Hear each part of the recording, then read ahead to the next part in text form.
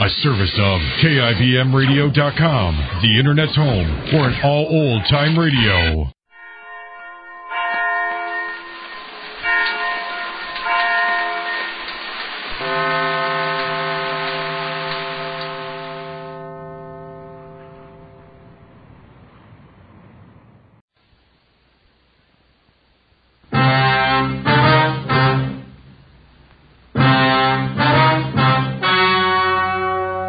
The story you are about to hear is true. Only the names and locations have been changed to protect the innocent. Fatima Cigarettes, best of all long cigarettes, brings you Dragnet.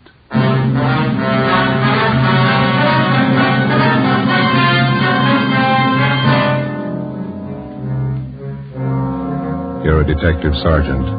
You're assigned to homicide detail. You answer an early morning call. A police officer on patrol duty disappears. Any attempt to contact him by car radio fails. Your job, find him. If you want a long cigarette, smoke the best of all long cigarettes. Smoke extra mild Fatima. Yes, Fatima is the king-size cigarette, which contains the finest Turkish and domestic tobaccos, superbly blended to make it extra mild, to give Fatima a much different, much better flavor and aroma than any other long cigarette.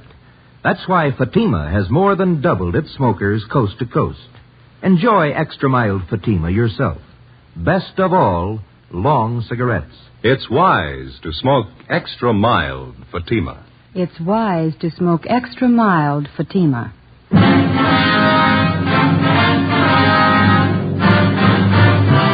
Dragnet, the documented drama of an actual crime. For the next 30 minutes, in cooperation with the Los Angeles Police Department, you will travel step by step on the side of the law through an actual case from official police files. From beginning to end, from crime to punishment, Dragnet is the story of your police force in action. It was Monday, June 4th. It was sultry in Los Angeles. We were working the early morning watch out of homicide. My partner's Ben Romero. The boss is Chief of Detectives Thad Brown. My name's Friday. It was 6:45 a.m. when we got to the Imperial Highway. San Pedro cutoff. All right. Friday and Romero? Yeah, that's right. Pete Sutton, Sheriff's Department. How are you? Hello. We got here as soon as we could. Inspector Bowers fill you in? Yeah, Ed Baxter and Central Homicide told us to check with Bowers at the sheriff's office. And Bowers directed us to come out here and lend you a hand. This thing happens so close to the county line, they figure both departments ought to go to work on it. Sure, glad to have you. Looks like a tough one. Is this the highway patrol car the missing officer was assigned to? Yeah. This is just the way we found it. We turned off the ignition. Motor was running, lights were on. It's been idling quite a while. The temperature was up pretty high. When did you find it this way? 45 minutes ago. Missing patrolman's name is Eugene Brewer. State Highway Patrol called the Sheriff's Department a little before 6 a.m. Told us the missing officer wasn't acknowledging his radio call. I talked to Mark Benson. Is the radio all right? We checked it. In fact, it was operating normal when we found the car. Mike was out of the bracket, laying on the seat there. Yeah. Any ideas? No signs of struggle. No blood stain. There's asphalt here. No footprints anywhere. Nothing on the shoulder of the road. You said the car was running? That's right. That eliminates any engine trouble. Yeah. No, there's more to it than that. Gotta be. Nobody has any idea why or when he left his car. Huh? You've got it all. You know as much as we do. What was the check on Brewer? Mark Benson says he's one of their top men. Been with Highway Patrol for 8 years. Good record all the way. Have you talked to anybody around here? Pretty remote spot out here. A lot of truck gardens. That's about all. My partner, Dave Terry, turned up one man. Maybe he's got something. That's him over by our car. Hey, Dave, would you send him over here, please? Who is the fellow? One of the farmers. Works at truck garden out here. Name's Henry Taniguchi. Lieutenant Sutton? Yes, sir. Mr. Taniguchi, this is Sergeant Friday in Romero. Yes, sir. Oh, yes, sir. I know you filled my partner in, but would you mind going over it again for us? All right. I can tell you very little. You know, we start work early in the garden. Yes, sir. Conrad, a fellow I work with, Conrad Ishikawa, we started in the string beans about 5 o'clock this morning. Bean patch near Imperial Highway. Yeah. We noticed a headlight stop off the side of the road. This happened all the time along the highway, but this stayed very long. Mm-hmm. About what time did you notice this, Mr. Taniguchi? Must have been 10 minutes past 5. I remember asked Charlie Fujikuni, our cultivator man, what time was. I see. Did you see or hear anything out of the ordinary? Oh, no, sir. We wait a while, and headlight do not move. Conrad and I decided maybe somebody was in trouble. This highway quite deserted early morning hour. What'd you do then? We walked up to see what was wrong. When we get close, we could see was state highway car, so we know everything all right. Mm-hmm. Did you see the officer in the car? Oh, no. Door was open on the other side. We thought maybe officer investigate something down in the brush. Did you see him down there? Oh, no. We just think he was check up something. So we go back to work. You saw nothing out of the ordinary, nothing unusual? No, we don't. We hear the radio play. We know everything okay. That checks out. The radio was functioning when we got here. Mm-hmm. You didn't notice any other cars around anywhere, did you? Oh, no, sir. Thank you very much, Mr. Taniguchi. Here's my card. Appreciate it. If you think of anything else, please let us know. Oh, yes, I will. What happened to officer in this car? We don't know. Oh, he's all right. Probably look for somebody. Well, that makes us even. We're looking for him. Monday, June 4th, 8 a.m. According to our instructions, we headed back to the Hall of Justice to check in with Inspector Gordon Bowers and Captain Garner Brown of the Sheriff's Department. They were coordinating the search for the missing highway patrolman, Eugene Brewer. Inspector Ed Backstrand, Central Homicide, was helping out. To the peace officer, cooperation with all branches of the various law enforcement agencies is essential. Each man on the force knows the value of a coordinated effort. He knows that without the aid of the many divisions of law enforcing bodies in his city and county, the task of maintaining law and order would be a total failure. The local officer depends on the men in the federal, state, and county departments as they depend on him. Without this coordination, no one department could survive. 8:25 a.m., we met with Inspector Bowers and Ed Backstrand in the sheriff's office. Nothing, huh? Nobody saw him. If somebody did, we haven't found him, Inspector Bauer. We both figured the only thing to do was to ask for cooperation of the newspapers. We got it. Pretty good layout, huh? There's stories in every morning edition in town.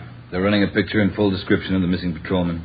Well, we talked to everybody we could find in the general area out there. We worked 2 hours at it. The spot where the patrol car was found is pretty remote. A couple of gas stations, some vegetable gardens. We told you about the Taniguchi fella. Checked all his friends that worked with him. They couldn't add anything. Maybe the newspapers will turn up something. I sent a special detail out there to fan out and search the entire area, 5 square miles. Yeah, it'll take time. There's nothing else we can do. No, there's nothing more we can do. There's nothing anybody can do until we can show them the patrol cars how to carry 2 men.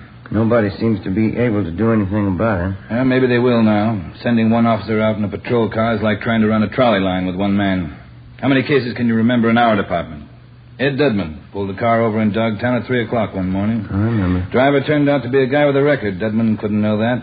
While he was making out the traffic ticket, the guy shot him down in the street. Dudman died before he could get help. Yeah, we'll do a lot of griping in the detective division, but those men in the patrol cars and the motorcycle boys, they get the dirty end of the deal for sure. You bet they do.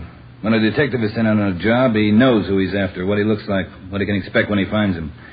The boys in the patrol cars answer a call, a 390, a 415, a 507. Sure, we know what they're supposed to be, but how often do they turn out that way? Prowler, a peeping Tom? How many times do they have a gun in their pocket? How many cops do they kill every year? We've all been through it. We know what it is. Yeah, but how often do we think about it when we're griping on Steakhouse? Let me tell you something. This goes for me as well as you. Let's not forget who the real cream of the force is, the backbone of any police department. Men on wheels. No question there, Skipper. Sorry, I didn't mean to make a speech, but when something like this happens, it gets to me. The riding on short odds as it is. There ought to be 2 men in every patrol car. Well, we should have been somebody else with Brewer. The guy on the job just doesn't disappear without a trace. It's just what he's done. We've checked everywhere, everything. Excuse me. Bowers. Who? Yeah, send him right in. This might help. Truck driver by the name of Nat Wolf. Says he's got something for us. Come in. Mr. Wolf? Yes, sir. Come in. Mr. Wolf, Inspector Backstrand, Sergeant Friday, and Romero. How do you do? I saw the story in this morning's Times. I don't know if what I got's worth anything, but I figured I'd better pass it along to you guys. Something on the missing highway patrolman? Well, I don't know. The reason I'm here, maybe it's just a coincidence, but I gave a fellow a hand earlier this morning out on the Imperial Highway, not far from where the paper here says the empty patrol car was found. About what time was that, Mr. Wolf? Oh, around 4:30 this morning. You want to tell us about it? Yeah. I'm an independent trucker. I haul topsoil for different nurseries. Stuff out there in Imperial's good rich stuff. We dig it right out the side of the hill. Yes, sir. Well, I just loaded up and was on my way back to town. This fellow flags me down. Said he'd had a flat, pulled out on the shoulder of the road to fix it. Said he didn't know it was sand. After he'd fixed the flat, he found out he stuck. He couldn't get his car. You gave him a hand, huh? No, not with the flat. He already had that fixed, but I towed him out. I see. That's how I became suspicious of this fellow. How do you mean? Well, I offered to get out, hook up the tow chain. He said, no, just stay in a cab. I figured if he could do it alone, it was all right with me. Well, I pulled him out. But here's the funny part. Yes, sir? The chain got a kink in it from the weight of the pull. It's no mean job to handle that alone, but he says, no, he'll do it himself. Seemed to me like he didn't want me to get a good look at him or his car. I could be wrong, but, well, that's the way it struck me. Did you notice anything? Yes, I did. For one thing, I got a look at him when I threw on my backup lights and his car. That's a real funny one. What do you mean? Well, this is a fairly new car. I'd say no older than last year's model, Plymouth. Well, at the risk of sounding completely nuts, I'm going to tell you that car looked like it had just been painted. There's nothing wrong in that, is there? Well, there is if you're off on the side of the road that time of the morning throwing cheap black paint all over a fairly new car. If he's using a spray gun, I could understand part of it. What's that? It was his license plate. The front one. It was all painted over. You couldn't read any of the numbers. Mm-hmm. What led you to believe he just finished painting his car? Oh, his hands and arms, and it was all over his clothes. Oh, I see. It's that kind of paint you put on the rag, you know. Oh, yeah. Well, I don't know. Was it worth bothering you guys about? You bet it was, Mr. Wolf. I can't tell you just what it means now. Maybe it doesn't mean anything, but certainly it's out of the ordinary and worth reporting to the police. Well, I hope so. I'd like to see you boys find that missing officer. Something's pretty rotten in Denmark about that one, huh? Maybe we found a hole. Maybe. Friday, I'd like to have you and Romero help out in the next step. What's that? Throw up a roadblock.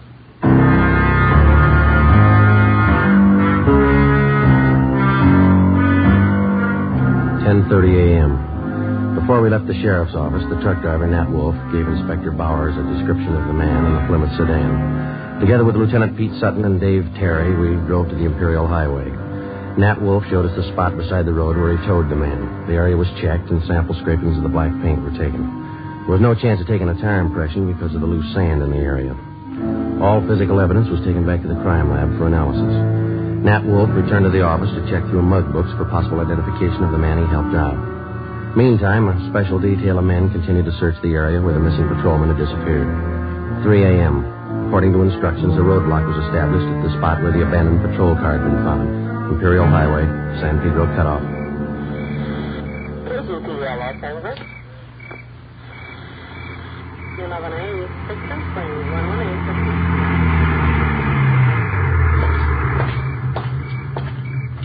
Police business? Yes, sir. Wonder if you could help us out. Certainly. You travel this highway every night, ma'am? Yes, I do. I'm in the vegetable business. Did you come this way last night about this time? I run pretty much on schedule. Yes, I did. Did you notice anything unusual along the highway? I bet I know what this is about. That missing highway patrolman. Yes, ma'am. We're stopping everybody to see if they can give us any information that might help us out. Well, I wish I could, but I didn't see a thing. That poor fella. Do you think you'll find him? We're trying awful hard. Sorry, I can't help you. Can I go now? Yes, ma'am. Thank you. How'd you do? Nothing. What time you got, Joe? Almost 4. Got a little more hot coffee in that jug. You want some? It's fine with me, yeah. Mm-hmm.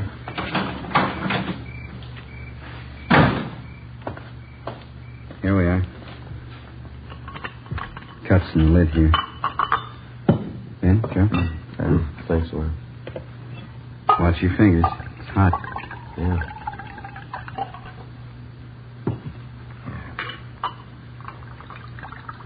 It's good. I'll take this one. I'm going to put my coffee on the fender here. Don't knock it off, huh? No worries. Thank you.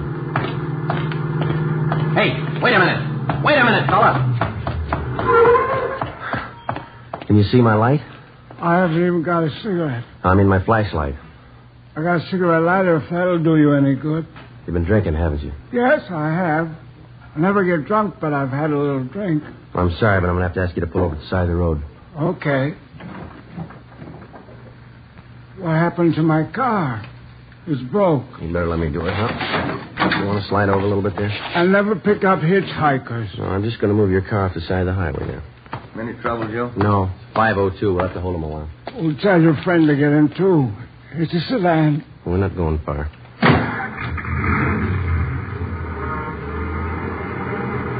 Where are we going? Right here. Is this the road to Pismo Beach?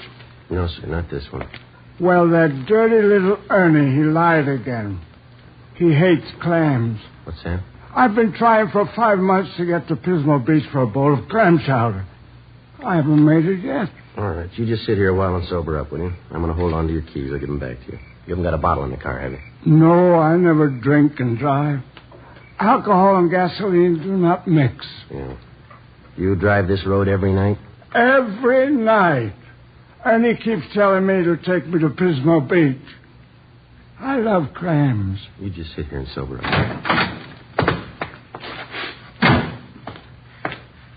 Happy drunk? Yeah, he's too drunk to drive. Yeah, getting along towards daylight. Where'd I put my coffee? Oh, I put it over here, Joe. Afraid we knocked it off. Oh, thanks. This one's mine. Okay. You seem to come in bunches. You get 2 or 3, and then you wait for an hour. You know, they don't use this highway much since they put through that alternate, you know. Police business. Yes, sir? You travel this highway every night about this time? Once in a while. I haven't been over this way in a week. You didn't drive this way last night? No, sir, I didn't. Anything the matter? Routine check. Thank you very much. You can go on. Nothing. Yeah. Well, it looks like a hopeless job, doesn't it? Business is picking up. Here comes another one. Looks like one of your sheriff's cars, Pete. Yeah. Reynolds, homicide. Pete Sutton? Yeah, Reynolds. You can pack up. They found him. Is he all right? 2 bullet holes in the back of his head.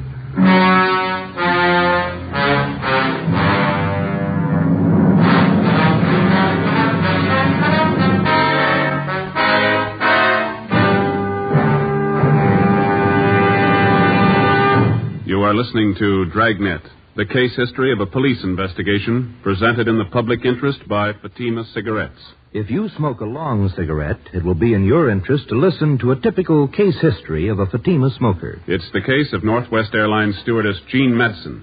You'll see her picture in leading magazines this week. Now, her actual signed statement. There's one thing I really look forward to after a long flight, a good, mild smoke. That's why I prefer king-size Fatima.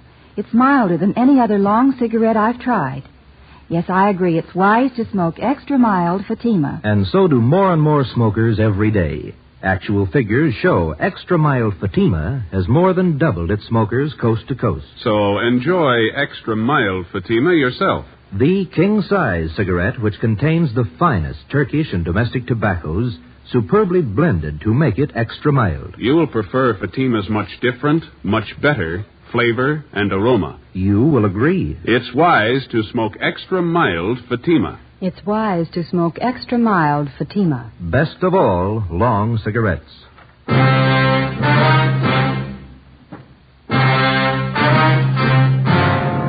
a.m. Tuesday. The body of Highway Patrolman Eugene Brewer was found half buried in a shallow grave approximately 4.5 miles from the point where his car had been found standing on the highway. The scene was roped off, photographed, measurements were taken, and the area carefully gone over for any physical evidence. A few scattered residents were again checked and asked if they'd heard gunshots. Since the nearest dwelling to the place where the body was found was 2 miles, there was a possibility that they could have not heard the shots. No one could give us any further information. The coroner's autopsy showed that Patrolman Brewer had been shot 3 times in the chest, 1 bullet directly entering his heart. He'd also been shot twice through the base of the skull. 1 p.m. Wednesday. I get it. Homicide, Friday. Pete Sutton, Joe. Yeah. Just had a call from our Hollywood substation. Woman reported her car stolen on Sunday night. Thought the guy was going to bring it back. That's why she didn't report it sooner. What about it, Pete? It's a Plymouth sedan, last year's model. Same type the truck driver told us about. Sounds good. We already have a broadcast out on it. We're We're putting out an APB now. You want to check and see if they got it on tonight's hot sheet? Right. Anything on the guy who stole the car? Boyfriend of the woman who owned it. He left her in a restaurant and got away with her car. You remember the description of the guy the truck driver helped out Monday morning? Mm-hmm. The guy that stole this woman's car, it's the same. Yeah. Still doesn't prove he had anything to do with it. Doesn't prove he didn't. Together with Pete Sutton and Dave Terry from the sheriff's office, we drove out and interviewed the woman whose car had been stolen. She told us that the man who had taken her car had also been seen in the company of one of her girlfriends, a Miss Helen Farrell, who worked as a cashier at a Hollywood theater. The Farrell girl identified the man as Mike Lupino, and she gave us a snapshot of him. She also gave us his last known address. We had no actual tie-in between the theft of the woman's car and the murder of Patrolman Eugene Brewer, but the circumstantial evidence made it at least worth checking out. The only car known to have been in the vicinity the morning of the murder was the car the truck driver, Nat Wolf, had reported. The same make and model car had been stolen the night before the killing. The general descriptions of the man from two different people tallied closely. We figured before we'd pass this lead by, we'd check it out all the way. 4 p.m. Wednesday. We met with Inspector Bowers at the sheriff's office. We checked this Lupino's apartment, found a shirt and a pair of pants, black paint on both of them. I sent for that truck driver, Nat Wolf, to identify this picture here. You find anything else in the apartment? Well, this address book, there's no local places in it. They're all Las Vegas, Nevada addresses. That's it, huh?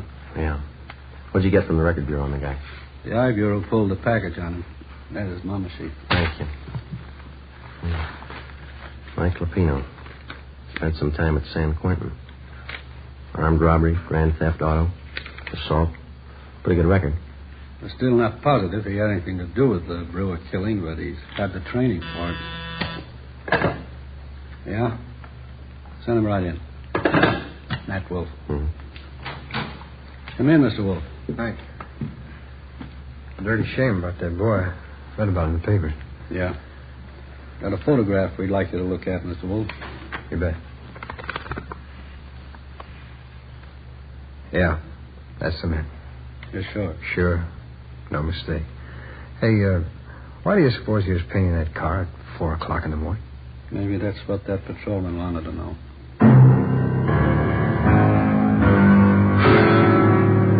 We waited for an answer on the APB. 2 days passed. Saturday, June 9th. We received a phone call from the Las Vegas, Nevada Police Department. The stolen black sedan had been found in the downtown area of Las Vegas. We requested them to put a stake out on the sedan and asked them not to disturb either the car or its contents. Together with Pete Sutton from the sheriff's office, Mark Benson from the Highway Patrol, and Ray Pinker of our crime lab, we flew to Las Vegas. Pinker checked the stolen car. Embedded in the rear seat were 2 spent bullets. There were also bloodstains on the seat and on the floor of the car. Pinker flew back to Los Angeles where the evidence was analyzed. The bullets found in the car were fired from the same gun as the bullets found in the body of the dead patrolman. Fingerprints lifted from the stolen car matched those of Mike Lupino. Saturday afternoon, we checked in with Chief Harry Miller, Las Vegas Police Department. This is all you've got on him, huh, Chief? That's most of it, yeah. Since we staked out that black sedan, I've had the town covered for Lupino. No one saw him abandon that car, huh? No one we know of, no. Had good cooperation from the newspapers. Story's been on page 1 since the thing broke. Anything come of those names we got from Lupino's address book, the ones we phoned for you? Let's see, I got the list right here. Yeah, here we are. These are the ones my men have checked out already. George Connolly, nothing there. Harry Carlson, he and his wife have been checked out, nothing there. William Spencer, nothing in his place. We've got them all staked out. At least 2 to go, huh? That's right. We're checking the last 2 now. Nothing from the railroad stations, the airlines? They've been covered ever since we got your phone call. Yeah, I could be wrong, but I think your man's still here in town. Any reports on him? A couple of wild ones, nothing definite. Checked them out. Had one this morning from a dealer at one of the clubs downtown. About 10:30 this morning, he saw Lupino playing the 2-bit slot machine. We showed him his mugshot. He swears it's the guy. Well, all we can do now is sweat it out, huh? My men have covered everything. I don't know what else we can do. Yeah. Excuse me. Sure. Chief Miller. Yeah? You sure it's in? No, don't try to handle it alone. Keep the place covered the best you can. We'll be right out. They found him. 2 Las Vegas detectives named Billings and Vance answered a phone tip from a groceryman in the east end of town. He said a man had been buying groceries from him for the past 2 days and lived in the apartment house above the store. The 2 detectives showed the groceryman Lupino's mugshot. He gave a positive identification. They then checked with the apartment house manager. After looking at the mugshot, he identified Lupino as the tenant in apartment 10B. Detectives Billings and Vance staked out the place until our arrival with enough men to cover the area.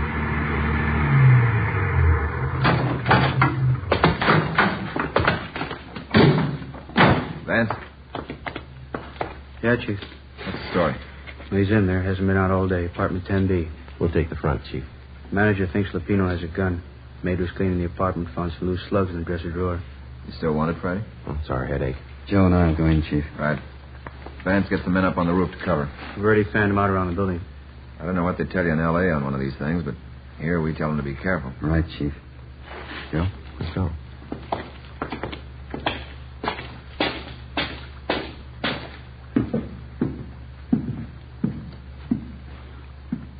On the second floor. Yeah, let's take the stairs here. All right.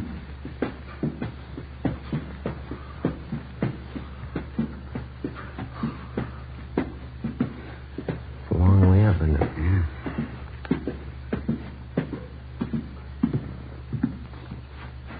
This way.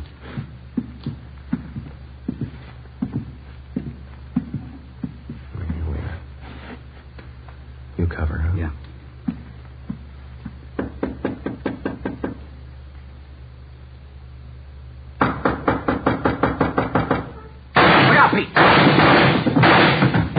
Right through the door. Yeah, he's got two left. He's got another gun. Well, let's take him. One good kick ought to get the lock. Right. Just a minute. Let's go, Pete. Watch it! I got it! Watch that gun, will you? Drop it! Look here!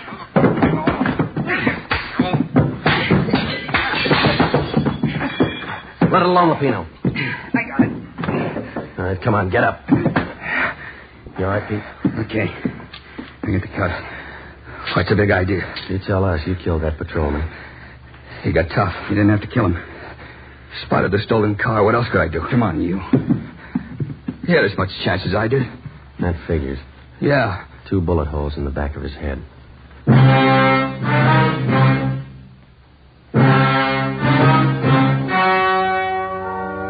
The story you have just heard was true.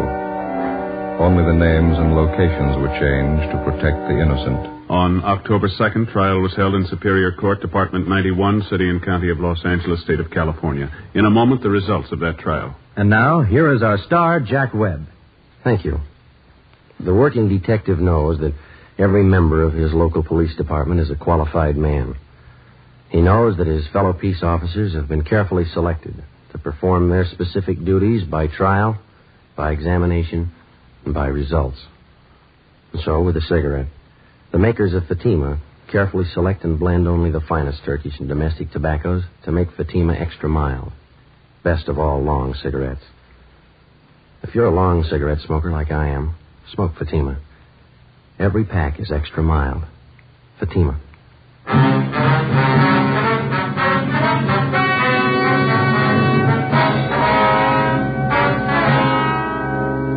Michael Everett Lupino was tried and convicted of murder in the first degree. The jury failed to recommend the death penalty. Lupino is now serving his life term in the state penitentiary.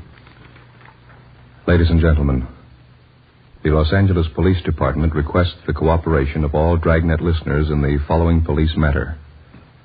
The Los Angeles Police Department would like every and any information regarding a gun fitting the following description. .38 caliber special Smith & Wesson revolver, gold seal model. The gun has a blue steel 4-inch barrel. The serial number is 210088. 210088. If you have any information as to the past or present whereabouts of this gun, contact W.H. Parker, Chief of Police, Los Angeles, California. This is a very important matter. All information furnished will be held in strictest confidence. Thank you. You have just heard Dragnet, a series of authentic cases from official files. Technical advice comes from the Office of Chief of Police W.H. Parker, Los Angeles Police Department. Coming up, Duffy's Tavern. 3 chimes mean good times on NBC.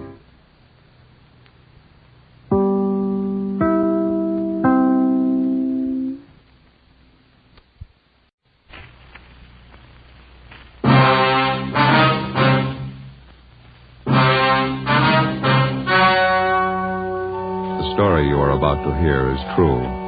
Only the names have been changed to protect the innocent. Fatima Cigarettes, best of all long cigarettes, brings you Dragnet.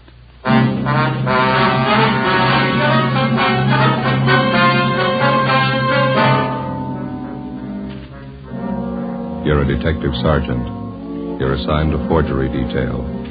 An accomplished check forger is at work in your city. His victims, small businessmen. You know his M.O., you don't know his identity.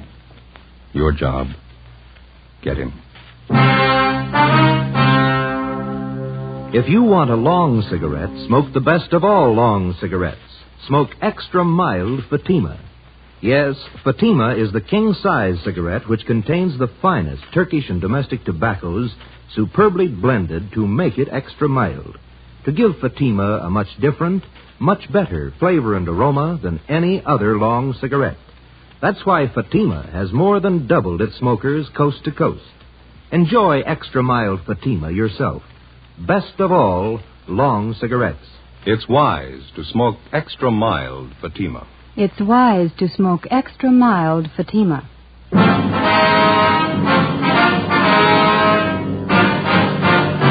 Dragnet, the documented drama of an actual crime.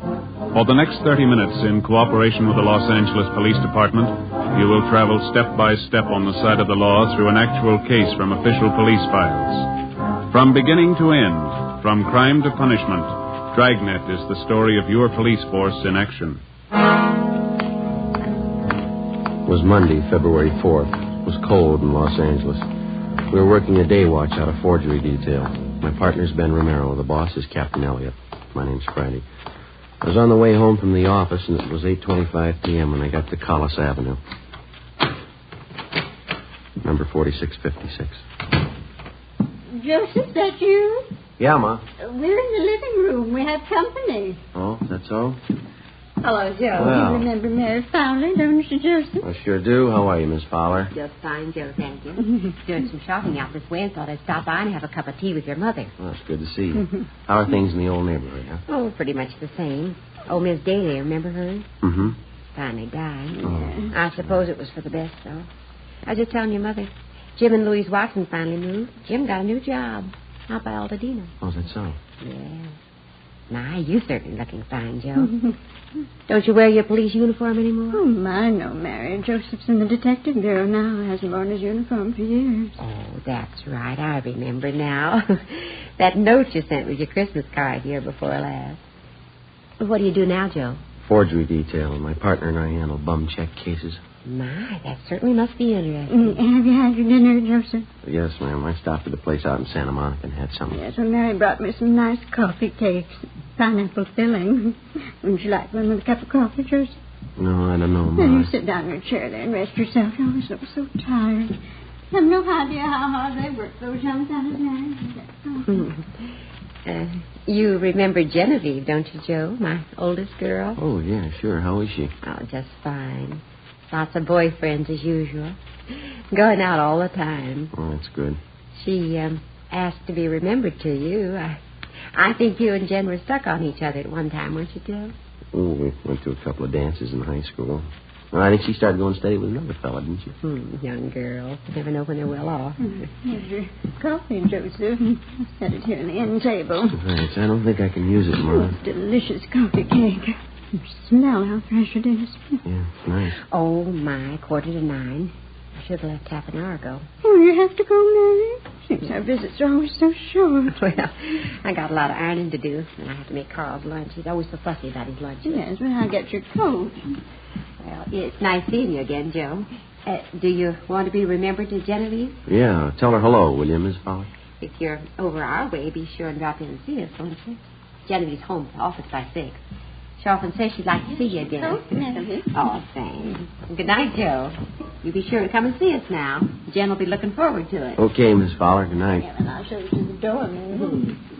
You remember the store in neighbors, won't you? All right, dear. I will. You take care of yourself now. Good night. Good night, Mary. Nice person, Mary. Having a hard time trying to find a husband for Genevieve. Yeah. Hey, Ma, I'm not very hungry. I can't eat now. No? It seems such a shame to waste. Lovely coffee cake. Then you still in the same case, Yeah, same one. It seems to me it's taken an awfully long time. Well, we've been on it 2 months, yeah. I'll never understand it. Why people write bad checks. Always get caught. Well, it's easy living while it lasts. Now, you know what the man's handwriting is like. Don't you know who the man is? Well, we think so, Ma. We're not sure. There's hundreds of check men who work almost alike. Some of them even look alike. There's always a big enough field to pick from. Our problem's picking the right one. Now, I don't know much about it, but the whole thing seems kind of silly to me. Well, how's that?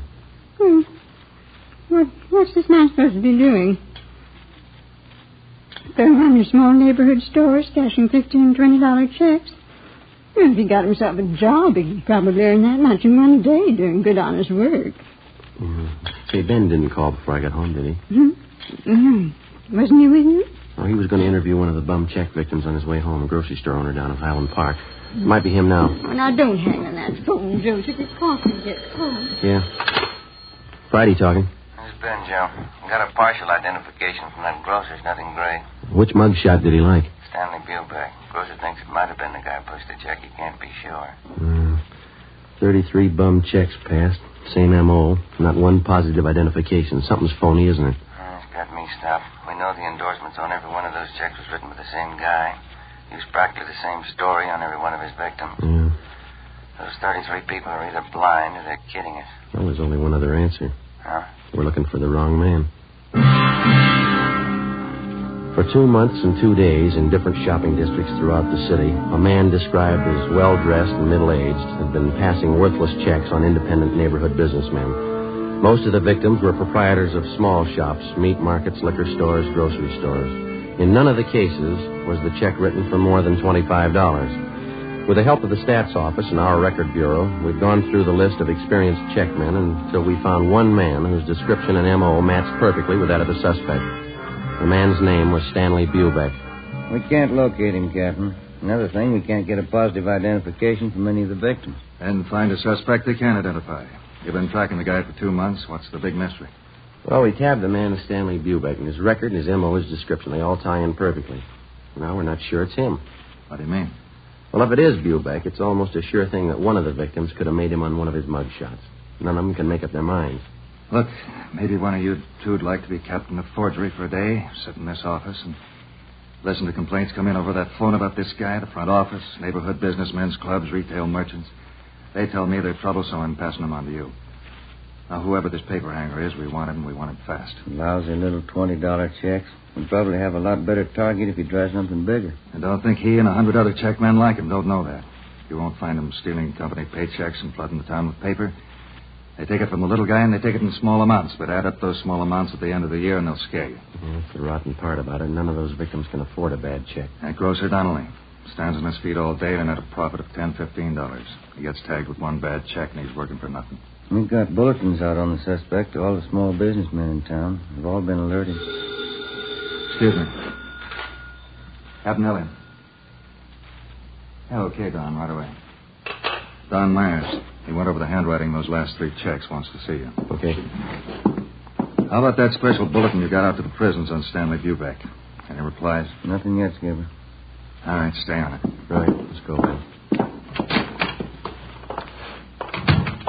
It's a sour deal. I'd give a right arm for a line on this guy. Yeah. Well, it'd move a lot faster if somebody'd help us follow those checks closer. The way it's running now, we hear about the paper 2 weeks after it's been cashed. The Bubeck thing isn't helping much. No use find another line if we get it settled. Hi, Don. Oh, hi. Just finished up on those last 3 checks that came in. You want to give them a look? How do they shape up? Well, you can see for yourself. Right here. Yeah? Here are the 3 I just went over. Mm-hmm. And here are half a dozen bad ones for cash last month. Now, the endorsements on this half dozen match perfectly. And those other 3? Well, I'd say they were endorsed by the same person. Now, look here. You can notice the capital letters. Now, he still handles them the same way. Disconnected from the other letters in the first name. See?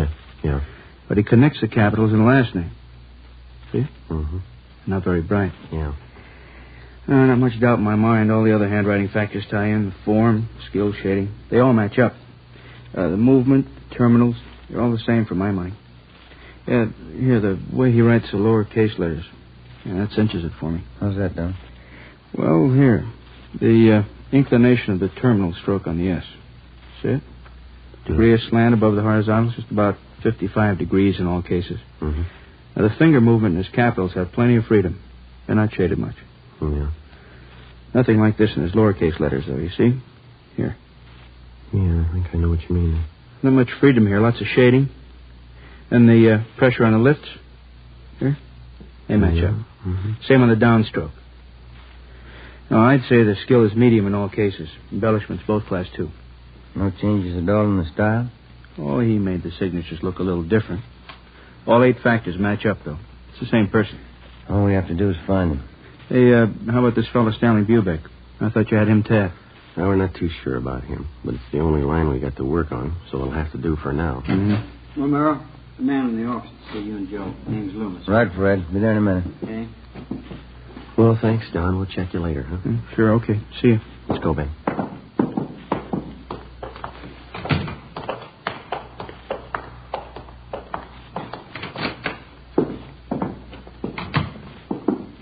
How you do? You Mr. Loomis? Yes, sir. Sergeant Romero? No, this is Sergeant Romero here. My name's Friday. Oh, how are you do? What can we do for you? It's about these checks, Sergeant. These right here. Well? You see, I run a delicatessen out on Sunset, and a few days ago, a new customer came in for a few things and paid for them with these checks. He came in twice. Yeah, go ahead. Well, I got the checks back today. They're no good. I tried to look up the man at the address he gave, but there's no such address. Mm-hmm. You can see, one's for $15, the other one's for $20. Yeah. Reason I asked for you men is because I know the man who runs the drugstore across the street, George Holmquist. He had some bad checks about a month ago. He said you took care of him. Oh, yeah, I remember. Do you recall the man who passed these checks, Mr. Loomis? Yes, I think I do. He told me he was new in the neighborhood and he was looking for a place to trade. Well, I guess we're all anxious for new business. I took the checks. You got those mug shots there, Ben? Well, yeah. Here they are. Thank you. How about these men, Mr. Loomis? Any of them look anything like the person who passed the checks on you? No. Let's see. This one, yes, it does look like the man in a way. I don't know if I could be absolutely sure. Stanley Bubeck, same M.O. Beg your pardon? Well, it looks like you're stuck with a couple of bad ones, Mr. Loomis. Probably the same man who passed checks on your druggist friend. We're doing everything we can to run this man down. But what about the checks? Isn't there anything I can do about them? No, sir, I'm sorry. Not right now. We would like to have you make out a crime report, if you will, and would you leave these checks with us?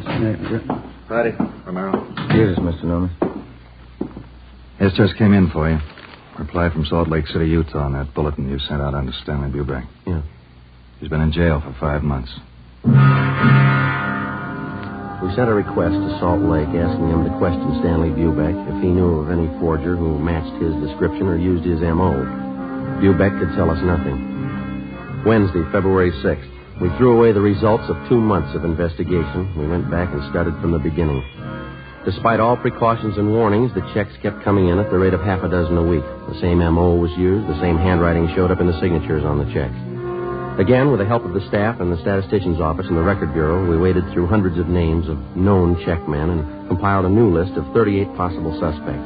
Each one fitted the general description of the forger. Each one, at some time in his forgery career, had used the same general method of operation. Well, after days of legwork, we finally boiled down the list of possibles to 3 names: George Roberts, James Young, and a Harry L. Johansson. We got out a flyer to all the small businessmen in the areas where the forger operated.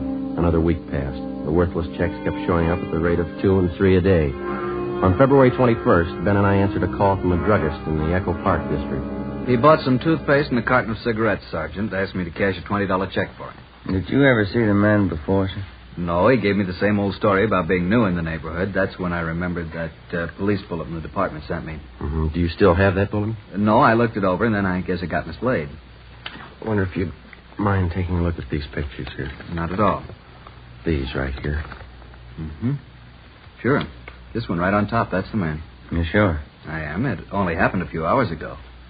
Do you know who he is? Harry L. Johansson. That's the name we have on him. It doesn't mean anything to me. He got real huffy when I wouldn't take his check. Stalked right out of the store. Very suspicious. Did you follow him? No, I told Ralph, my clerk, to follow him. Ralph. Yeah, Mr. Butler? You want to tell these officers about that man this morning? Well, I followed him down the street for a block and then turned the corner. That's where I lost him. It's too bad. Yeah, all I got was a license number.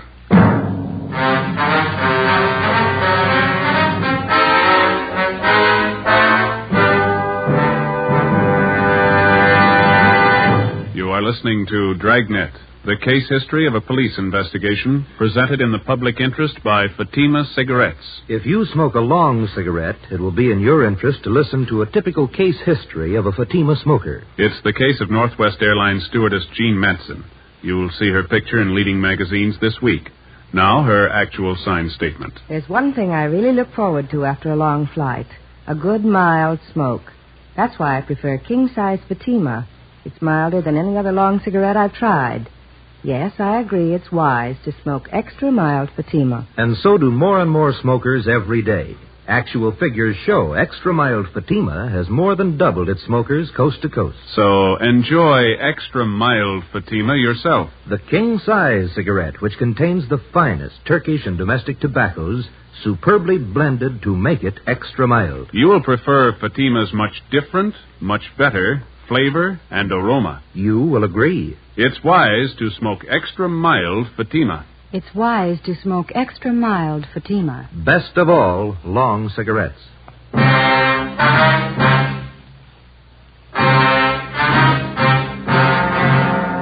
September 21st, Thursday, 3 p.m. We took the license number which the drugstore clerk had given us. We went back to the office and checked it through DMV. We found the car was registered to a Russell Burroughs on Pico Boulevard. We checked him out. He told us that he had loaned his car the day before to a friend of his. He identified the friend as Harry L. Johansson and gave us his last known address, 614 Elderwood Avenue.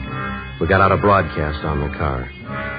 The Elderwood Avenue address turned out to be a single-story wooden frame house in the southern part of the city on the edge of the industrial district. It needed a coat of paint. A woman in her elderly 30s answered the door and identified herself as Mrs. Johansson. She invited us into the living room. There was a baby playing on the floor. I don't expect my husband home for another 2 weeks, Sergeant. He's a cosmetic salesman. Travels all over the western states. When did he leave on this last trip, Mrs. Johansson? The first of the month. Why, is there anything wrong? What's the name of the cosmetics company that your husband works for? Harrington Universal. Offices are down on East Main. Mm-hmm. Do you know a friend of your husband's named Russell Burroughs? Yes, I do. He's kind of a friend of the family. Please, Sergeant, if there's anything wrong, I ought to know. We talked to Mr. Burroughs this afternoon. He told us your husband's in town. Burroughs loaned him his car. Harry? That's silly. He's still on the road. He'd certainly let me know if he was coming back early. You sure of that, ma'am? Would you excuse me a minute, Sergeant? I'll have to put the baby to bed. Certainly, ma'am. Come on, Bonnie. I'll be back in a minute. Kind of a funny setup, isn't it? How do you mean? Well, if Johansson's pushing bum checks, the money isn't going into his home here. Wife doesn't act like she knows anything. Seems cooperative. Afraid we're going to have to level with her if we're going to find out anything, huh? Mm-hmm. You sure got a cute little girl. I'm sorry, Sergeant. It's perfectly all right. Just a few more questions. Is it possible that your husband could be in town and you might not know it? I mean, could he be staying with a friend or some relatives? No, if Harry was in town, he'd come home. Why would he stay with anyone else? When did you last hear from your husband? Last week. He wrote from San Francisco. The letter's right there on the mantel. Oh, huh. Well, besides that letter, do you have any other samples of your husband's handwriting around the house? Well, I think so, yes. Where did you say you were from? Central Division, Forgery Detail. You investigate checks, bad checks. Yes, ma'am, that's right. And you know about my husband? His prison record, yes. Harry promised me he was through with all that. He gave me his word. Sorry, ma'am. About a month ago, he had some extra money. He wouldn't tell me where he got it. Look, Sergeant, maybe you've made a mistake. Maybe it's not Harry at all. You're not sure, are you? Did your husband use the phone much? I mean, for out-of-town calls, say? No. Just that one toll call, a Long Beach number, I think. He has a business friend down there he used to call. Do you know the number, ma'am? I can show you. It's on last month's phone bill. Please, Sergeant, if Harry's done something wrong, he did it for us. Me and the baby. Harry's not bad. Yes, ma'am. He's done something. He did it for us.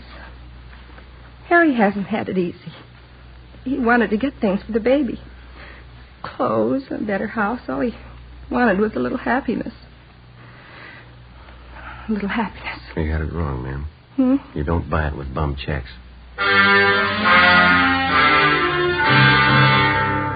Before we left Mrs. Johansson, we called and had a stakeout placed on the house. And then we got a sample of her husband's handwriting and the Long Beach telephone number that he was in the habit of calling. The next morning, Don Myers in handwriting compared Harry Johansson's letter with the signatures on the worthless checks. It matched. We called the Harrington Universal Cosmetics Company. They never heard of Harry Johansson. We called that Long Beach phone number. A woman answered and gave us the address where the telephone was installed. Turned out to be a swanky, modern apartment house. In apartment 18, we interviewed a good-looking brunette. She identified herself as Harry Johansson's common-law wife. She was well-dressed, and the apartment was richly furnished. What's it all about?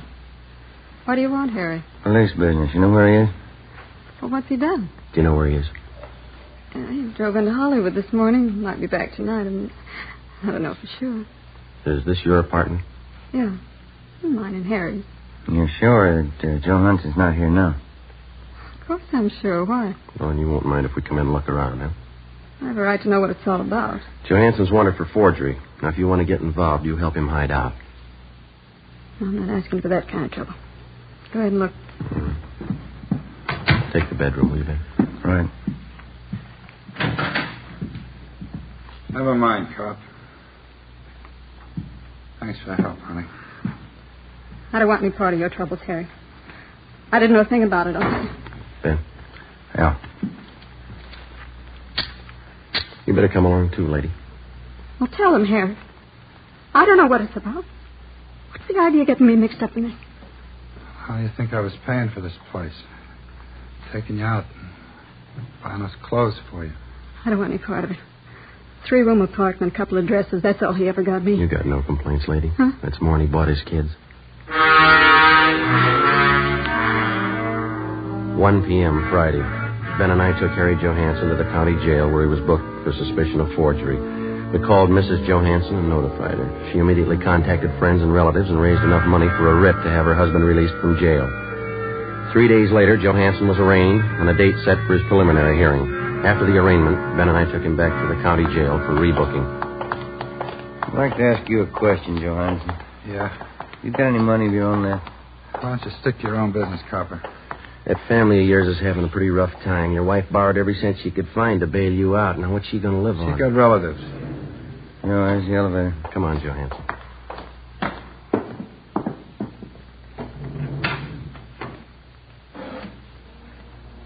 They're not going to put me back in Folsom. Not in 100 years. You've done 2 stretches already for hanging paper. You should have known better, mister. You got it all figured out, haven't you, Fuzz? Well, I'm not going back. Take it easy. You got a couple of more weeks on bail before the trial. Yeah. A couple of weeks. What's the matter with you? Don't you feel well? They won't get me back to Folsom. You're not making it any easier on yourself. All right, Archie.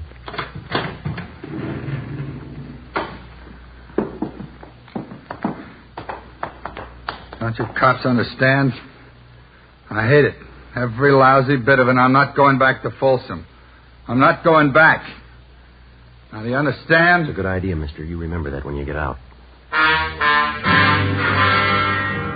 We booked Harry Johansson in the county jail. His bail was continued, and he was released pending the trial. During the next week, along with the district attorney's office, Ben and I helped prepare the case against Johansson. 3 days before the trial opened, we had a phone call from Mrs. Johansson. She told us that her husband had disappeared. Well, there was nothing we could do until he actually failed to appear in Superior Court at the appointed time. On Monday, April 3rd, the case of the State versus Harry L. Johansson officially opened. The defendant failed to show. A bench warrant was immediately issued, and we got out a broadcast and an APB on the suspect. Stakeouts were placed in his house and at the apartment of his common-law wife. 2 days passed. No sign of him. Nothing, Joe. Bumley just checked it out. How about those 2 ex-con pals of Johansson's? Did you check with them? Yeah, nothing there. I don't see how I can last out much longer. One suit of clothes, no money. You still got a checkbook. When did the skipper say he was coming back? On 7:30 tonight. 7:15 now. I'll get it. Forgery, Friday. Joseph, this is your mother. Oh, yeah. Hi, Ma. I forgot to tell you when you called earlier. You're supposed to be home tonight by 8 o'clock. What's that, Ma? Mary Fowler, she's coming over to visit tonight, and Genevieve's coming with her. Yeah, well, look, will you try to explain to them that I'm working and I can't get away, huh? Well, all right, Joseph, I'll try. If I possibly can, I'll try to make it home by 10. Will that be all right? Well, all right, Joseph, I'll see what I can do. Genevieve's going to be disappointed. Yeah. If I'm later than that, don't wait up for me, huh? Yes, all right then. Bye, Ma. Yes. Bye, Joseph. Oh, hi, Skipper. The call just came in. Yeah? They found Johansson. Captain Elliott, Ben, and I drove out the highway to the Tujunga Wash.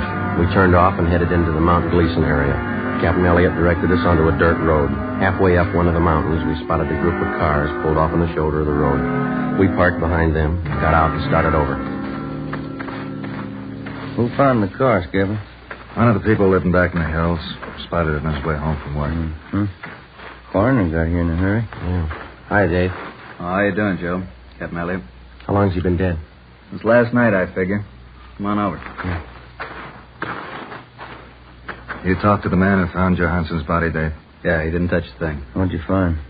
Powder burns on the temple, powder on the hands. Boys from homicide found the note. It's on the seat right next to him. Here it is, here. It's been checked. Yeah, thanks. All ties in, huh, Dave? Pretty tight, yeah. Gene Bechtel from homicide wants to talk to you, Captain. Okay, be right back, Joe. Right. Who do you address the note to, Joe? His wife? No, his girlfriend. Look what he wrote it on. Yeah, blank check.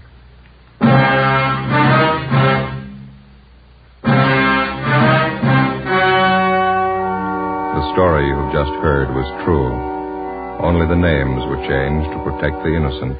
On April 9th, an inquest was held in the coroner's office on the main floor of the Hall of Justice, Los Angeles, California. In a moment, the results of that inquest. And now, here is our star, Jack Webb. Thank you. The working detective comes in contact with many people in his daily tour of duty, people who are willing to cooperate and those who won't even try. It's a difficult task, but the police officer has been trained to try to please everybody to the best of his ability. So, with a cigarette, the people who make Fatima try to please all long cigarette smokers. They carefully select and blend the finest Turkish and domestic tobaccos to make Fatima extra mild, the best of all long cigarettes. Now, if you're a long cigarette smoker like I am, smoke Fatima. Every pack is extra mild. Fatima.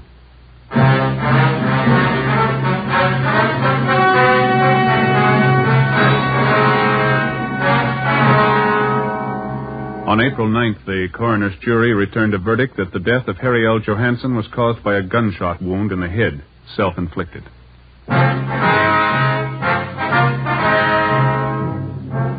You have just heard Dragnet, a series of authentic cases from official files. Technical advice for Dragnet comes from the Office of Chief of Police W.H. Parker, Los Angeles Police Department. Fatima Cigarettes, the best of all long cigarettes, has brought you Dragnet from Los Angeles. Coming up, Duffy's Tavern. More good times on NBC.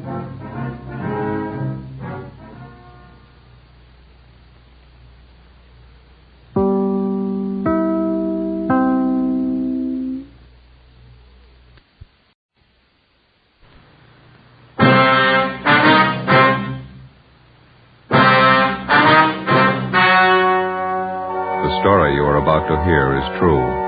Only the names have been changed to protect the innocent. Fatima Cigarettes, best of all long cigarettes, brings you Dragnet.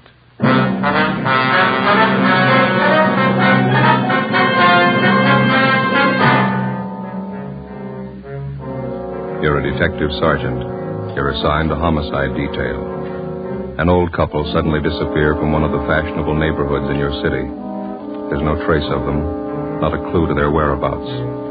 Foul play is suspected. Your job, find them. If you want a long cigarette, smoke the best of all long cigarettes. Smoke extra mild Fatima. Yes, Fatima is the king-size cigarette, which contains the finest Turkish and domestic tobaccos superbly blended to make it extra mild, to give Fatima a much different, much better flavor and aroma than any other long cigarette. That's why Fatima has more than doubled its smokers coast to coast. Enjoy extra mild Fatima yourself. Best of all, long cigarettes. It's wise to smoke extra mild Fatima. It's wise to smoke extra mild Fatima.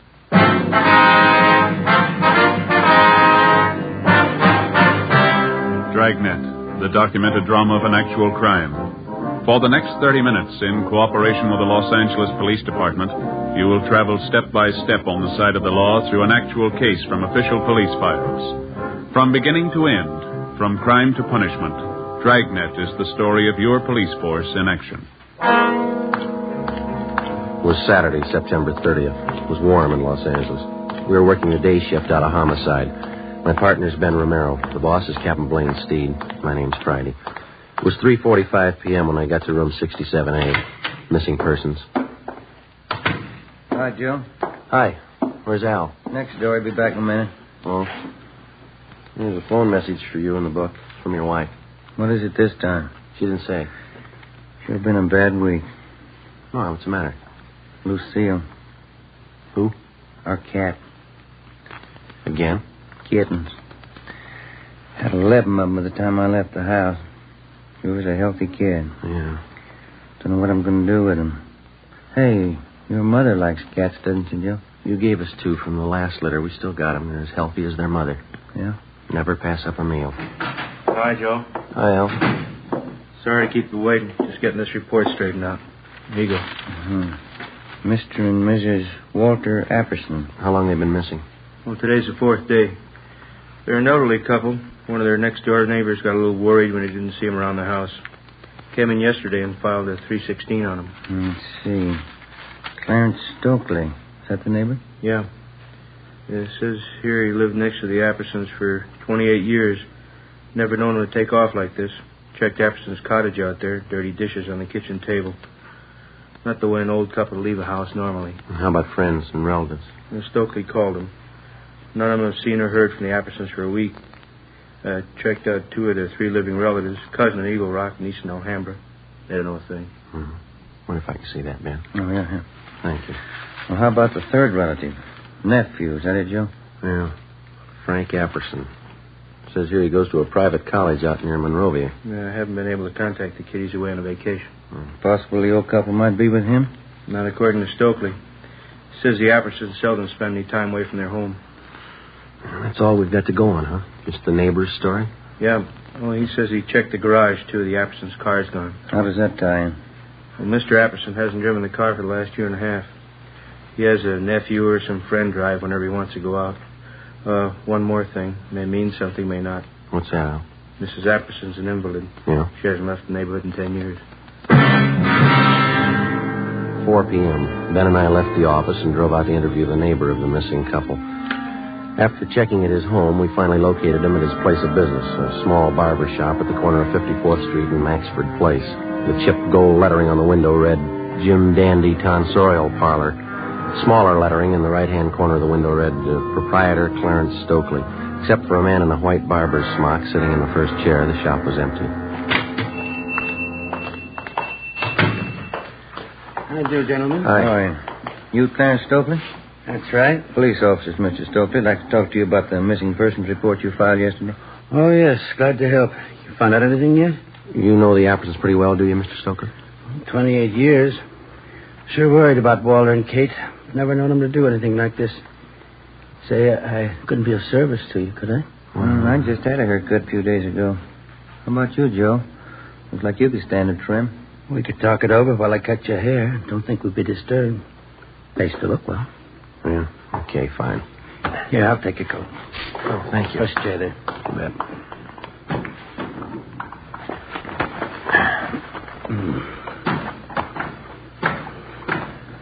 Mr. and Mrs. Apperson didn't mention anything about going away on a trip, did they? Not a word. That's what makes it so strange. Let me fix this around your neck here. Oh, yeah, thanks. Play cards with him twice a week, usually. Katie Apperson's a fine whist player. Want me to take some off the sides here, officer? Yeah, please. Not too much, though. When did you first notice the Appersons weren't home? Tuesday night. We thought we might go over and play some cards. I see. Is that enough off right here, officer? Let me see. Yeah, that's fine. How is it you waited until yesterday to report the Appersons missing?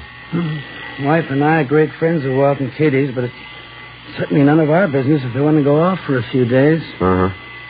Besides, we thought if anything was wrong, Buzz would have said something. Who is Buzz? Anderson's nephew, Buzz. Name's Frank, but everybody calls him Buzz. I thought he was away at school, a place out near Monrovia. Yeah, Stanley College, private school. And then he stays there part of the time. He's usually home early in the week. Well, we were under the impression that this nephew Buzz was on a vacation. That's so. That's the first I've heard. If only Walt and Katie would have told us. Oop, that bull? No, that's all right. Skipper's little dog. Head down. You, think the nephew might account for the Appersons' car being missing? You think he might have taken it on his vacation? Possible, I guess, but I think Walt would have mentioned it. That car was old, but he was particular about it. Uh-huh. Maybe fit it out on top here a little? All right, fine. Do you know the nephew at all? Pretty well. Nice young fella. He got along with his aunt and uncle all right, did he? Yes, indeed. Buzz loves them both.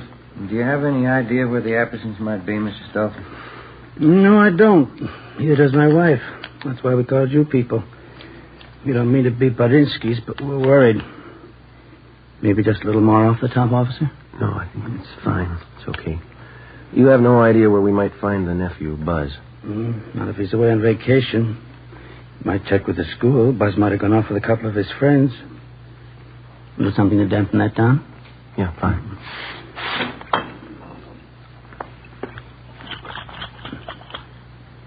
Yeah, that porch light of theirs been burning for 3 nights and 3 days. It really kicks up the old electric bill. Maybe the Appersons may have overlooked it. Maybe. All right, sir. Yeah, it's a good-looking haircut if I say so myself. Yeah. It's fine. Oh, here you go. Thank you. Oh, here's our card, Mr. Stokely. We'll be checking with you. Bye. Bye.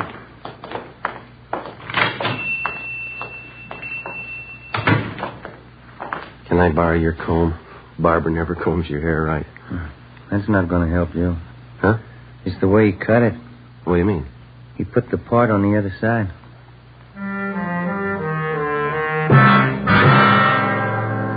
After we left Clarence Stokely's barber shop, we drove out to the Apperson home on 54th Street, just below Seaboard Avenue. We checked the house from top to bottom. The closets and the bedrooms were well stocked with clothes. None of the luggage seemed to be missing.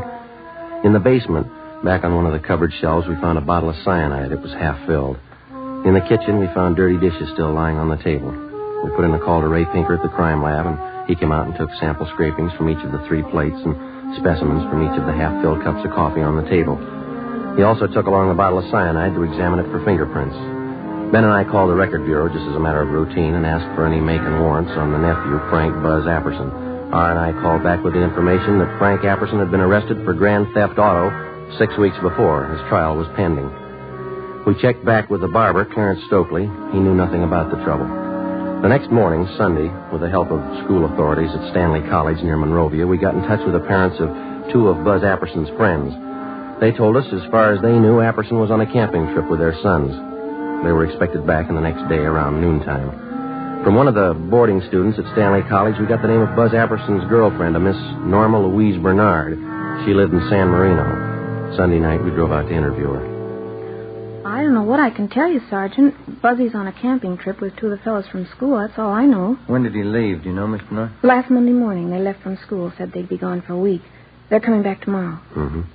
You know Buzz Apperson pretty well? Yes, I do, as well as anyone, I guess. What is he, just a casual date? Oh, Buzzy and I have been going steady for almost a year now. I see. How old are you? I'm 19. Have you ever met the Appersons, his aunt and his uncle? Just once. They're awfully sweet. How did Buzz get along with him, do you know? Well, fine, I guess. The only argument Buzz ever told me about was a month ago. He wanted more allowance, and his uncle said no. Was Buzz ever in any trouble, to your knowledge, Miss Bernard? I don't think I know what you mean. What kind of trouble? Well, I mean, was he ever in any trouble at the college or with the law in any way? Oh, you mean that car Buzz took about 2 months ago? Yeah. We were supposed to go to this school dance, and Buzz didn't have a car. I guess he was ashamed. He said he knew the fellow he borrowed the car from, but the day after the dance, the cops came. How did his uncle react to that? Well, there was a terrible row, Buzz said. I really shouldn't be telling you. Bud made me promise. How were feelings between the boy and his uncle before he left on the trip? Did he mention anything to you about that? Well, we had a date last Sunday night. I asked him how things were at home. He didn't seem to want to talk about it. The last time you saw him was Monday morning. Is that right? Yes, just before he left on the camping trip. Well, you're sure he went on that trip? Well, of course I'm sure. How do you mean? He said, no matter who asked you, I went on a camping trip. He said it a couple of times. Do you offer any explanation? No, but I knew everything was all right. Oh, is that so? How? I could tell. The way he kissed me.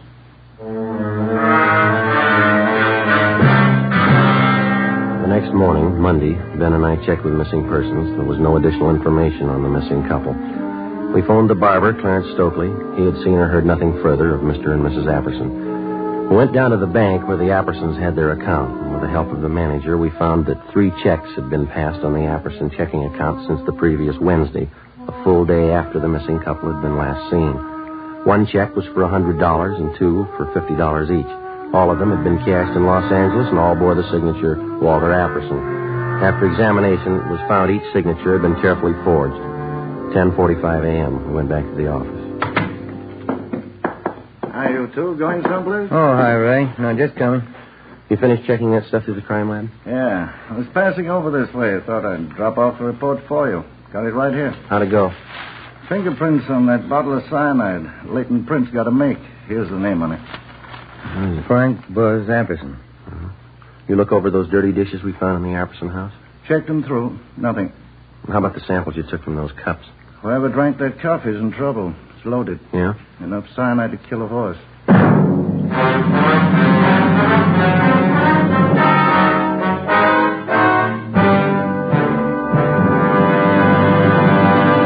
You are listening to Dragnet, the case history of a police investigation presented in the public interest by Fatima Cigarettes. If you smoke a long cigarette, it will be in your interest to listen to this case history recorded by a typical Fatima smoker. Hi there. My name is Bab Beckwith. Bab, that's short for Bethany Ann Beckwith. I live in New York City, and I'm a fashion stylist.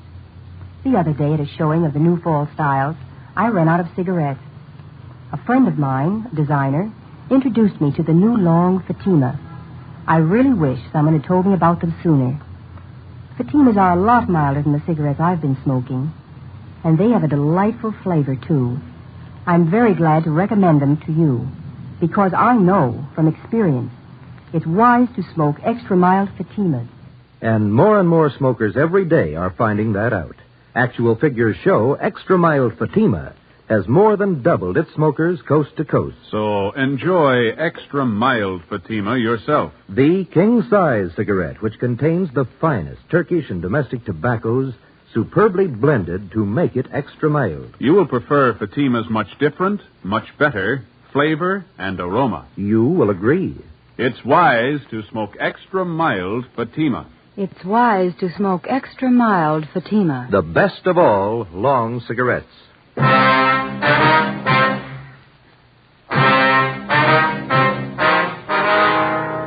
Monday, 1 p.m. We obtained a specimen of Frank Buzz Apperson's signature, and we had Don Myers in handwriting check it out against the signatures on the 3 checks. Both styles of handwriting matched in every detail. At 1:30 p.m., the parents of Buzz Apperson's 2 friends called to tell us that their sons were back from their camping trip. We checked the Apperson home. The nephew wasn't there. We drove out to see his 2 friends.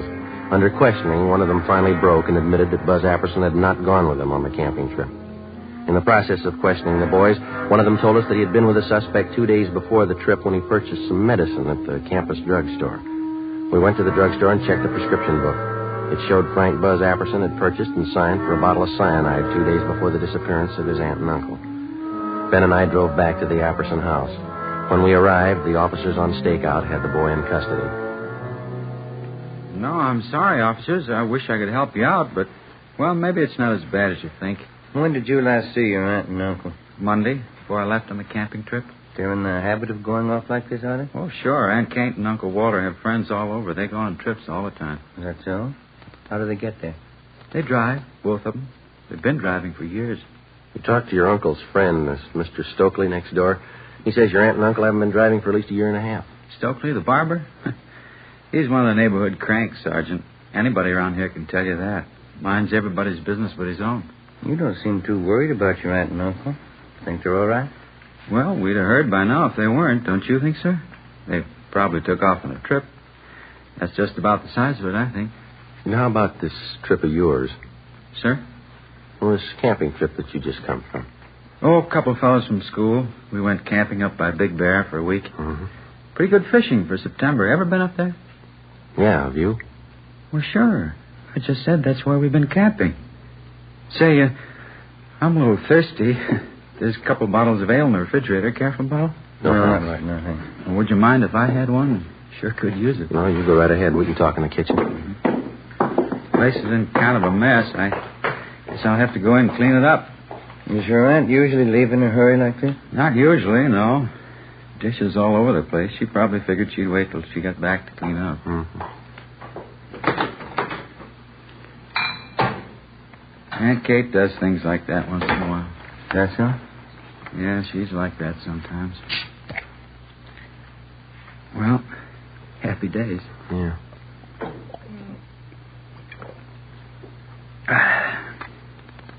Okay, Buzz, you want to tell us? Where are they? Your aunt and uncle, what happened? Say, I don't think I know what you're talking about. What's the trouble? Come on, Buzz. You know what the trouble is. Let's have a straight story. It's going to save a lot of time. Sir? We can draw it out as long as you like. It'll be a lot easier if you cooperate. Look, I don't know what you're thinking, Sergeant, but whatever it is, I don't understand you. What are you getting at? Something's happened to your aunt and uncle. We're pretty sure you know what it is. Well, how could I? I've been away on this camping trip. You've been away, but not on a camping trip. Sir? We've checked you out from the day you came to live with your aunt and uncle, Buzz. You're going to make us spell out the whole record for you? But I've been away. I just got back. I don't know what's happened. We found a bottle of cyanide in the basement cupboard. Your fingerprints are all over it. Well, sure, that figures. We use it for bug poison in the garden. I take care of the garden. I use it all the time. You use it in coffee? Sir? The police chemist checked what was left in 2 of the cups that were on that table there. Cyanide in both of them, enough to kill 6 people. Now, look, boy, we've talked to your neighbors, your teachers, your girlfriend, Norma, and those 2 pals you were supposed to go camping with. Now, we can drag all of them out if we have to. They're going to make a liar out of you. Sir? I think you got it the first time. Well, there couldn't be any cyanide in those cups. Why should there be? We think you can tell us that. But I can't. I don't know anything about this. I haven't any idea what you're talking about. Is this some kind of a gag? You know better than that. How about those checks, Buzz? Sir? The ones you forged your uncle's signature on. You need the money that bad? I didn't forge any checks. I was away on a camping trip. Dave and Willie were with me. They can tell you. You got in a row with your uncle. Maybe about that stolen car. Is that how it happened? It had nothing to do with it. I want to see Norma. I want to talk to Dave and Willie. They'll tell you. How about the man at the campus drugstore? Sir? The one you bought the cyanide from. You want to talk to him, too? Look, are you 2 fellas kidding me? This must be some kind of a gag, is it? Your aunt and uncle are missing. There's evidence of foul play. Now, does that sound like a joke? Well, how should I know where they are? I wasn't there. I want to talk to Norma. I want to see Dave and Willie. They'll tell you. Why don't we drive over and see him now? It's all right with us. Want to get your coat? Sure. Norma's the girl I'm engaged to. Dave and Willie are my best friends. They know everything about me. A couple of real nice guys. That's so? Sure. Well, let's go, babe. Yeah. Dave and Willie have been all through school with me. They can vouch for me. Yeah? Sure. You can take their word, too. We will. 5:50 p.m. We left the Apperson house, drove across town, and headed over the Arroyo Seco toward the home of the suspect's friend, Dave Killefer.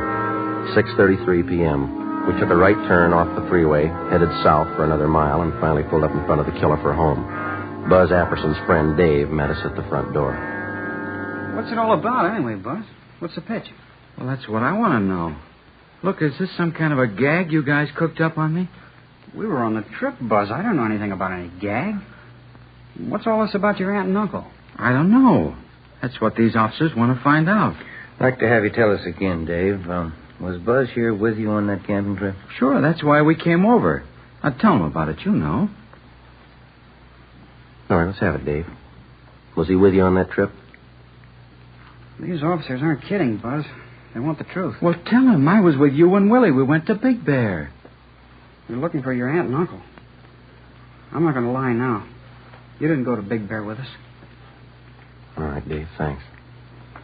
Well, he's lying, officers. Who put you up to this stunt, Dave? They'll throw you in the jug for a gag like this. Who's behind it? You're the guy who said it was a gag. You told us to tell everybody you were up at Big Bear with Willie and me. How about leveling? What's it about? He's lying. What's it about? You've got nothing to hide. Have you? He's lying. You can tell that, can't you? Let's go talk to Willie. He'll tell you the truth. Joe? All right. Thank you, Dave. That's all. All right, Sergeant. Sure there isn't anything I can do? No, thanks. Just the same. Good night. Okay. Good night.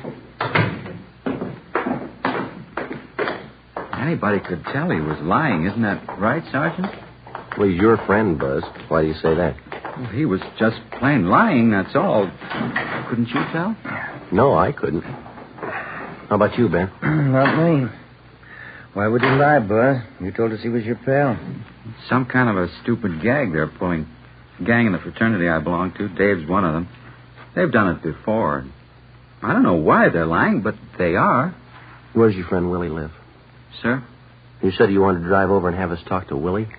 Oh, yeah. Oh, where does he live? Look, would you mind very much? How's that? I got a terrible headache. Would you mind very much just driving around a while? I'd like to clear my head a little. I can't figure this thing out. All right. Why don't you roll down the window there, Buzz? Okay. Yeah. The air feels good. Sure is hot out tonight. Yeah, Been a pretty long summer, hasn't it? Yeah, it has. Say, I guess maybe we ought to forget about going over to Willie's place. He strings along with the rest. He'd probably lie, too. You said you wanted us to have a talk with him. Yeah, but I've been thinking about it. He'd only lie. It'd be better if we drove over to see Norma. That's the girl I'm engaged to. Yeah, that's what we understand. If anybody can give you a straight story, Norma can. She doesn't live far. Straight down the road here into San Marino. Yeah, we know. Oh. Sure would appreciate it if you'd drive over there. Okay. Norma can straighten this thing out. Swell girl. We're going to get married as soon as we can. Oh? Yeah. She saw me leave on that trip to Big Bear. She won't lie to you. Sure wish my aunt and uncle had left a note where they were going. All this trouble. You mind if I lay out a couple of things for you, Buzz? Now, what do you mean? When a police officer picks somebody up, he's got a good reason for it. Yeah, but Dave was lying, Sergeant. You know that. It's a lot more than what Dave had to say.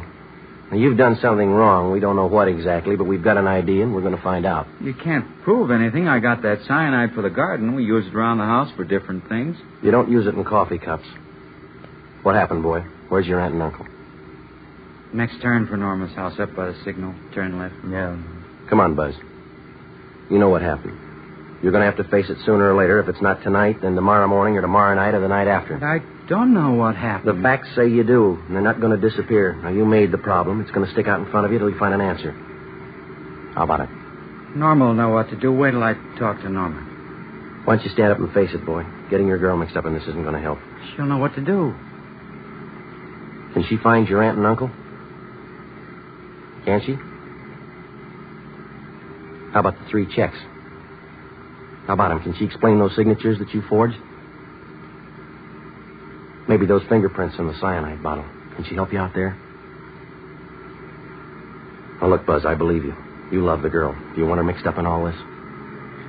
We are, Joe. Okay. That's the right house, isn't it? Yeah. Yeah, that's Norma's house. All right, what's it going to be? Do we go in? She'd cry. She'd only cry. Norma thinks a lot of me. Yeah? She's a swell girl. I don't want to have to tell her. She'd only cry. Yeah. I killed my aunt and uncle. 8 p.m. Buzz Apperson directed us to drive to San Pedro to the west basin of the Los Angeles harbor. We got out of the car and followed him to the end of one of the piers. He told us his story, and we put in a call to the office. Within half an hour, a fireboat and a barge were on the scene, and a diver was sent down into the water a few yards from the edge of the pier. We stood by and watched. Buzz Apperson, Ben, and I. I put quite a bit of cyanide in the coffee. I had to be sure. How'd you manage to get both of them in the car? I waited till way after dark, and then I dragged them out. Drove down to the end of the pier right here. Put the car in low. It went over, right where the diver went down, just this end of the barge. All right. There are those lines up there. Here's the first one. You better stand back there. Yeah. Watch it. Okay, sir. Let's go.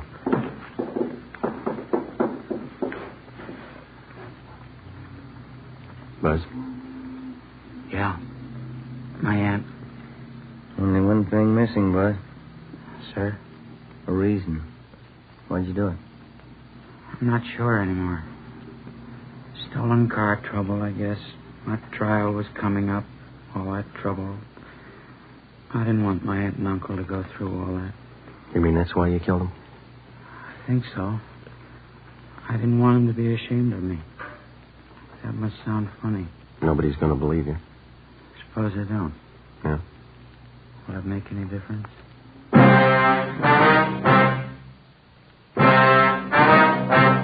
The story you have just heard was true. Only the names were changed to protect the innocent. On December 15th, trial was held in Superior Court, Department 92, City and County of Los Angeles, State of California. In a moment, the results of that trial. And now, here is our star, Jack Webb. Thank you. To successfully prosecute a criminal suspect, the working detective gathers all available physical evidence. And in the crime lab, this evidence is carefully selected and screened to determine its worth. So with the cigarette. The makers of Fatima select and buy the finest tobaccos, both Turkish and domestic. And then these tobaccos are skillfully blended to make Fatima extra mild. Best of all, long cigarettes. Pack after pack, they're extra mild. Now, if you're a long cigarette smoker like I am, smoke Fatima.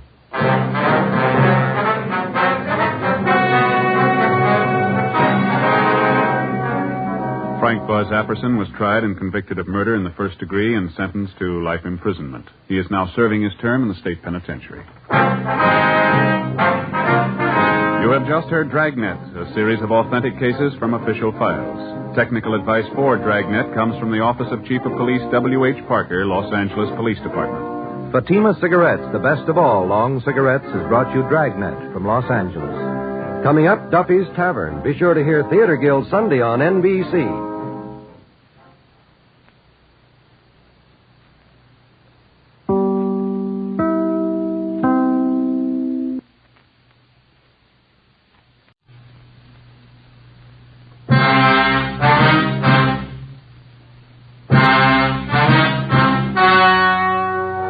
The story you are about to hear is true. Only the names have been changed to protect the innocent. Fatima Cigarettes, best of all long cigarettes, brings you Dragnet.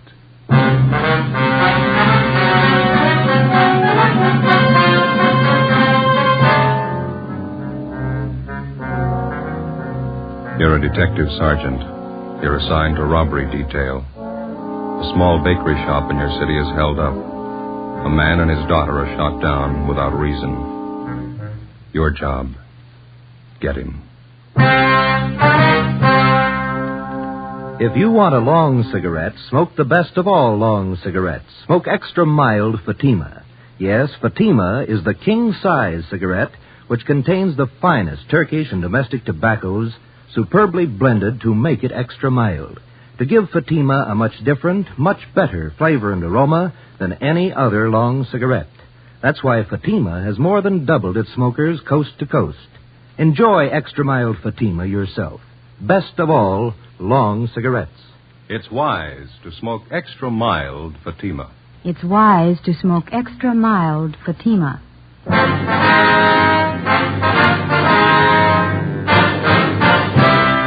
Dragnet, the documented drama of an actual crime. For the next 30 minutes, in cooperation with the Los Angeles Police Department, you will travel step by step on the side of the law through an actual case from official police files. From beginning to end, from crime to punishment, Dragnet is the story of your police force in action. It was Tuesday, November 3rd. It was chilly in Los Angeles. We were working the night watch out of robbery detail. My partner's Ben Romero. The boss is Captain Ed Walker. My name's Friday. It was 5 minutes to midnight when we got to 318 Silver Avenue, Stendel's bakery shop. Yeah? Romero and Friday sent for robbery. Hi, I'm Jacobs, Unit 16R. My partner Olson's back there in the shop talking to the owner. You answered the call, did you? Yeah, must have been a crazy man. Shot two of them down, cold blood. There they go in the ambulance now. Shot up pretty bad. Mm-hmm. Who runs the place? Swedish family named Stendal. Father, mother, two daughters. All four of them work in the bakery here. Mm-hmm. They all here at the time of the robbery? Yeah, the hold-up man shot the father and the oldest daughter. The mother and the younger girl are in the back, straight through that door. Okay. Thanks, Steve. Right, Sergeant. Joe, on the side of the door here. Looks like a bullet hole. Yeah. Hey, Jacobs. Yes, Sergeant. You want to call into the crime lab, ask them to send somebody out? Right. Thank you.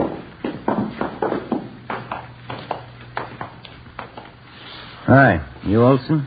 That's right. Romero and Friday sent for robbery. Oh, how are you? These are two of the victims, Mrs. Signey Stendal. The girl's her daughter, name's Jennifer. Any other witnesses? Not so far. Neighborhood around here is pretty deserted this time of night. Hold-up man made a fast getaway. And two people who were shot. What kind of shape are they in? The father, Mr. Stendal, he's got a bullet wound in the right shoulder. Older daughter's a lot worse. Her name's June, 19 years old. Shot 4 or 5 times through the stomach. Mm-hmm. You want to stand by? Right, yeah. Okay. Mrs. Stendal, we're from robbery detail. Ja, how do you do? How do you do? Jenny, var snäll och se ansiktsplats för herrarna. 2 stolar. Yes, Mama. You will excuse me for not getting up, officer. I don't feel so well. That's perfectly all right, ma'am. Chair for you, officer. Well, thank you. I get it. Thank you very much. You and your daughter here were in the front of the bakery shop at the time of the robbery. Is that right, Miss Stendal? No. Jenny was back here with her father. That's Lars, my husband. Uni and I were in the shop in front. Oh, who were you with, ma'am? Uni and I. Joe? Mama means June, my older sister. She calls her June. Yeah, June. Oh, well. Do you mind telling us what happened? Well, June and I was scrubbing the floor of the shop. Every Tuesday night we scrubbed the floor of the shop. Then this man came in and pointed a gun. He wanted our money. About what time did he come in? 11:15, 11:20. I don't remember for certain. He wanted our money and I gave it to him. How much was that, ma'am? Jenny, du vet. Hur mycket pengar var det förresten? $24. Yeah, $24. Just the paper money. He took it and put it in his pocket. June, my daughter, she started to cry. The man hit her. She cried some more. Then Lars and Jenny came running from the back. Yes, ma'am. The man pointed the gun. He made Lars and me and Jenny stand against that wall. But not June. He took hold of her. Jenny, hur ser du dig?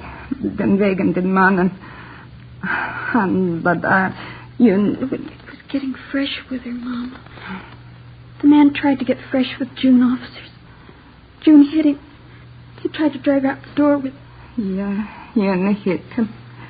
Hit him good.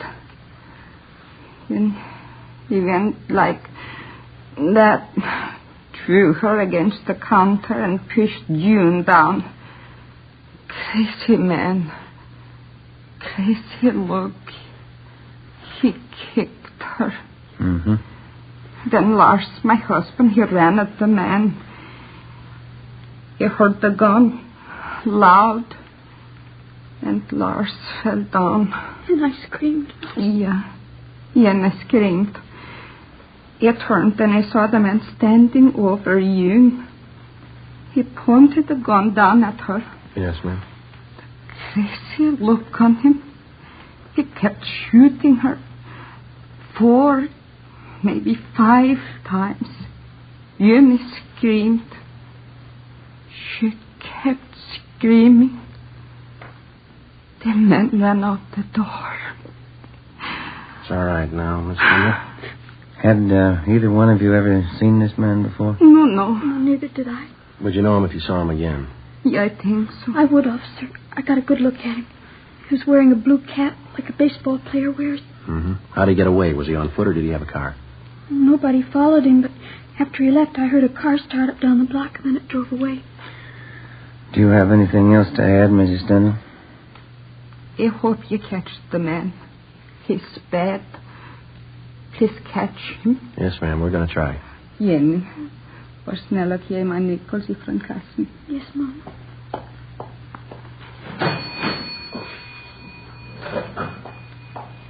Here, Mama. Here, officer.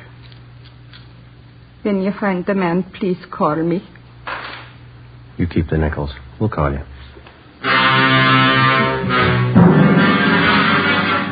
Before we left the scene of the robbery and shooting, Mrs. Stendhal and her daughter gave us their description of the hold-up man, together with the clothing he wore.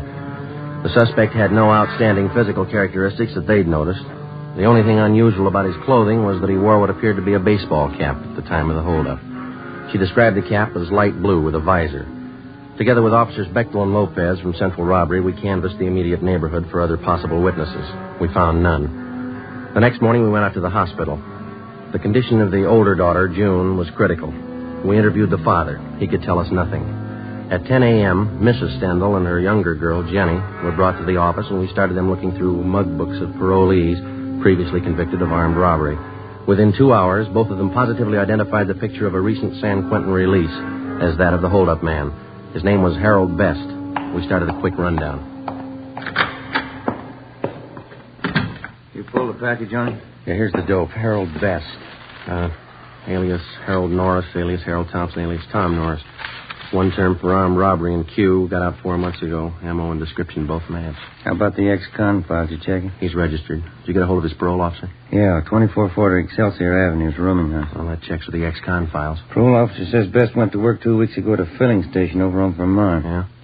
Doesn't seem to be able to hold a job. Quarrelsome, run himself into debt. I got him. Robert Romero. Yeah, right. That's all, huh? Yeah. Right, bye.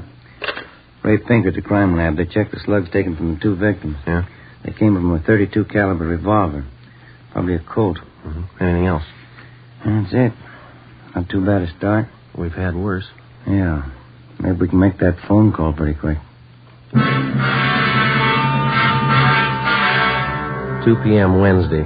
Ben and I drove out to his rooming house at 2440 Excelsior Avenue, and we found that Herbert Best was still living there. We had the landlady show us his room. Besides the usual personal belongings, we came across nothing of consequence. After questioning the landlady, we drove to the service station on Vermont Avenue, where Best was supposed to be employed.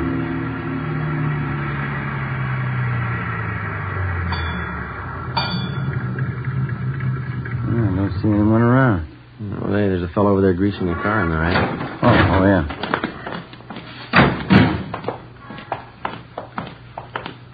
That looks like Best. Mm-hmm. Hey, fella. You. Yeah? Can you tell us if there's a Herbert Best working here? Sure, I'm him. Why? Police officers would like to talk to you. Yeah? What's the matter? Routine investigation. Got a few questions for you. Supposed to have this car greased up a 3:45. What am I supposed to do, please? You or the boss? I'll find him, Joe. You got any heat on you? No. What's it all about? How long is this going to be? A couple of minutes. Won't take more than a grease job. Put this thing in shape. We'll wait for you. How'd you find me? A nosy landlady of mine? No, routine channel.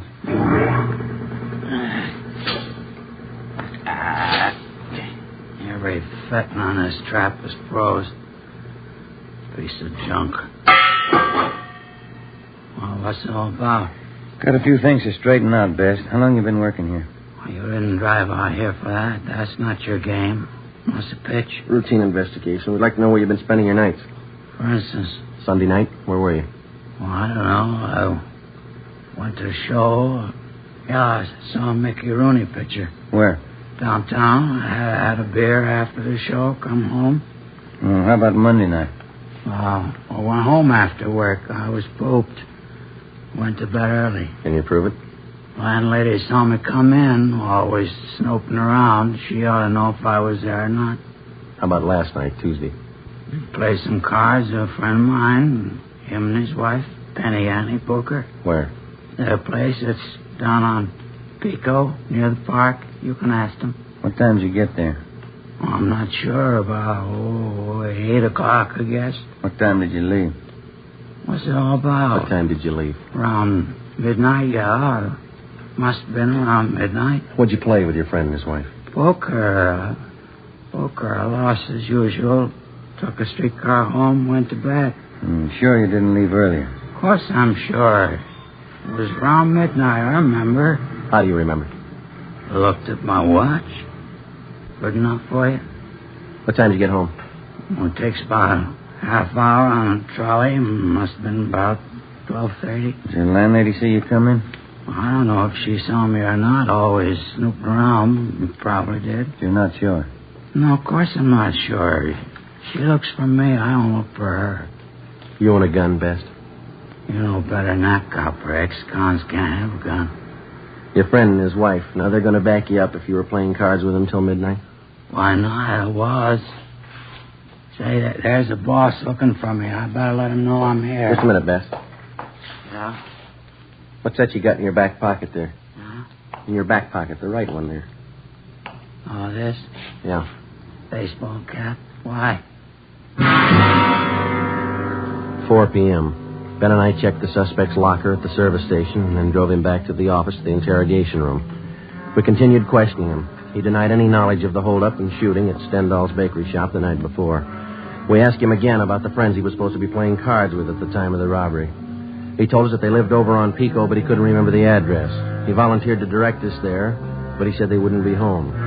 He told us their names were Mr. and Mrs. Clyde Mitchell, and that they were in charge of the food concessions at one of the football stadiums in town. Best was held for suspicion of robbery. That night, we drove out and interviewed the landlady at his boarding house. She knew nothing of Best's whereabouts the previous night. She didn't know what time he left or what time he returned. Ben and I went over his room again. There was no sign of a gun. Friday, 2 p.m. Officers Bechtel and Lopez went out to the hospital to see if Mr. Stendhal and his daughter June could identify Best's mugshot. Ben and I drove out to the stadium to locate Mr. and Mrs. Clyde Mitchell. There was a high school football game going on. High school kids sure have a lot of fun nowadays. Best years of your life, Joe. Well, you sound like you're 85. Some nights I feel like it. The way those kids turn out for these things, you'd think USC and Notre Dame were playing. You see the number on that gate over there? Yeah, it's 23. Is that the number the gatekeeper gave us? Yeah. Must be the Mitchell stand over there. Come on.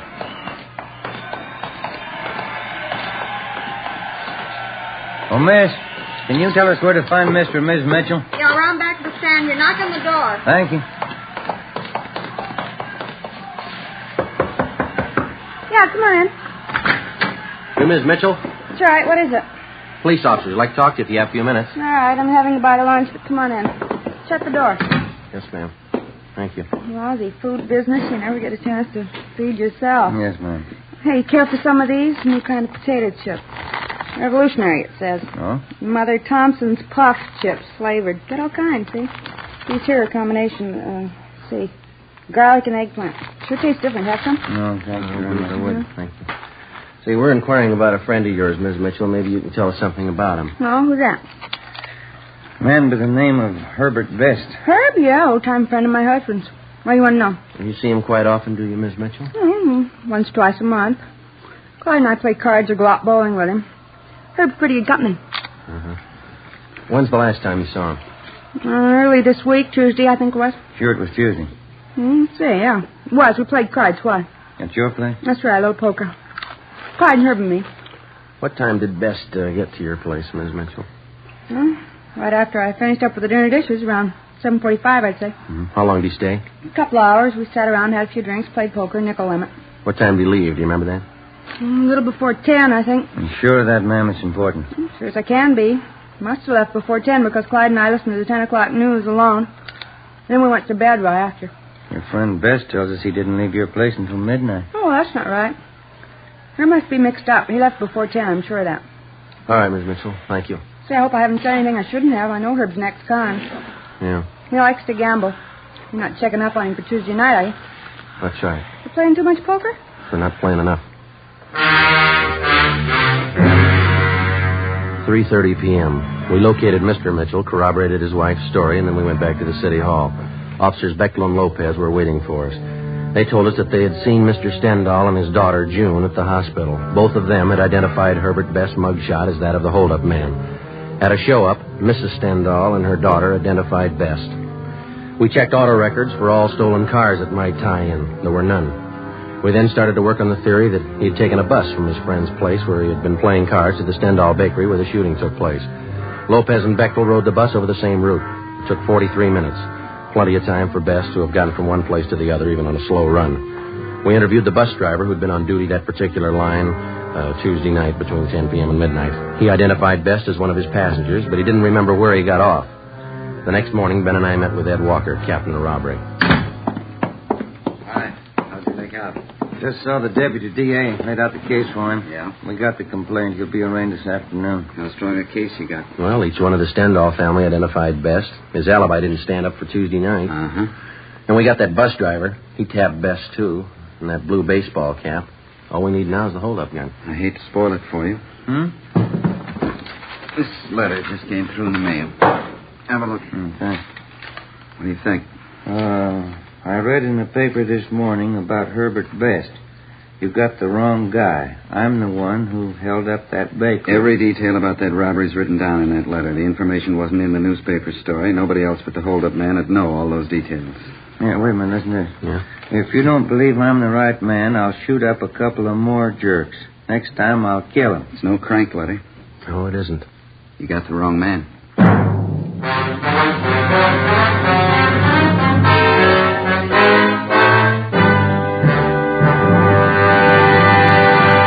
You are listening to Dragnet, the case history of a police investigation presented in the public interest by Fatima Cigarettes. If you smoke a long cigarette, it will be in your interest to listen to this case history recorded by a typical Fatima smoker. Hi there. My name is Bab Beckwith. Bab. That's short for Bethany Ann Beckwith. I live in New York City, and I'm a fashion stylist. The other day at a showing of the new fall styles, I ran out of cigarettes. A friend of mine, a designer, introduced me to the new long Fatima. I really wish someone had told me about them sooner. Fatimas are a lot milder than the cigarettes I've been smoking, and they have a delightful flavor, too. I'm very glad to recommend them to you, because I know from experience it's wise to smoke extra mild Fatimas. And more smokers every day are finding that out. Actual figures show extra mild Fatima has more than doubled its smokers coast to coast. So enjoy extra mild Fatima yourself. The king-size cigarette, which contains the finest Turkish and domestic tobaccos, superbly blended to make it extra mild. You will prefer Fatima's much different, much better flavor and aroma. You will agree. It's wise to smoke extra mild Fatima. It's wise to smoke extra mild Fatima. The best of all long cigarettes.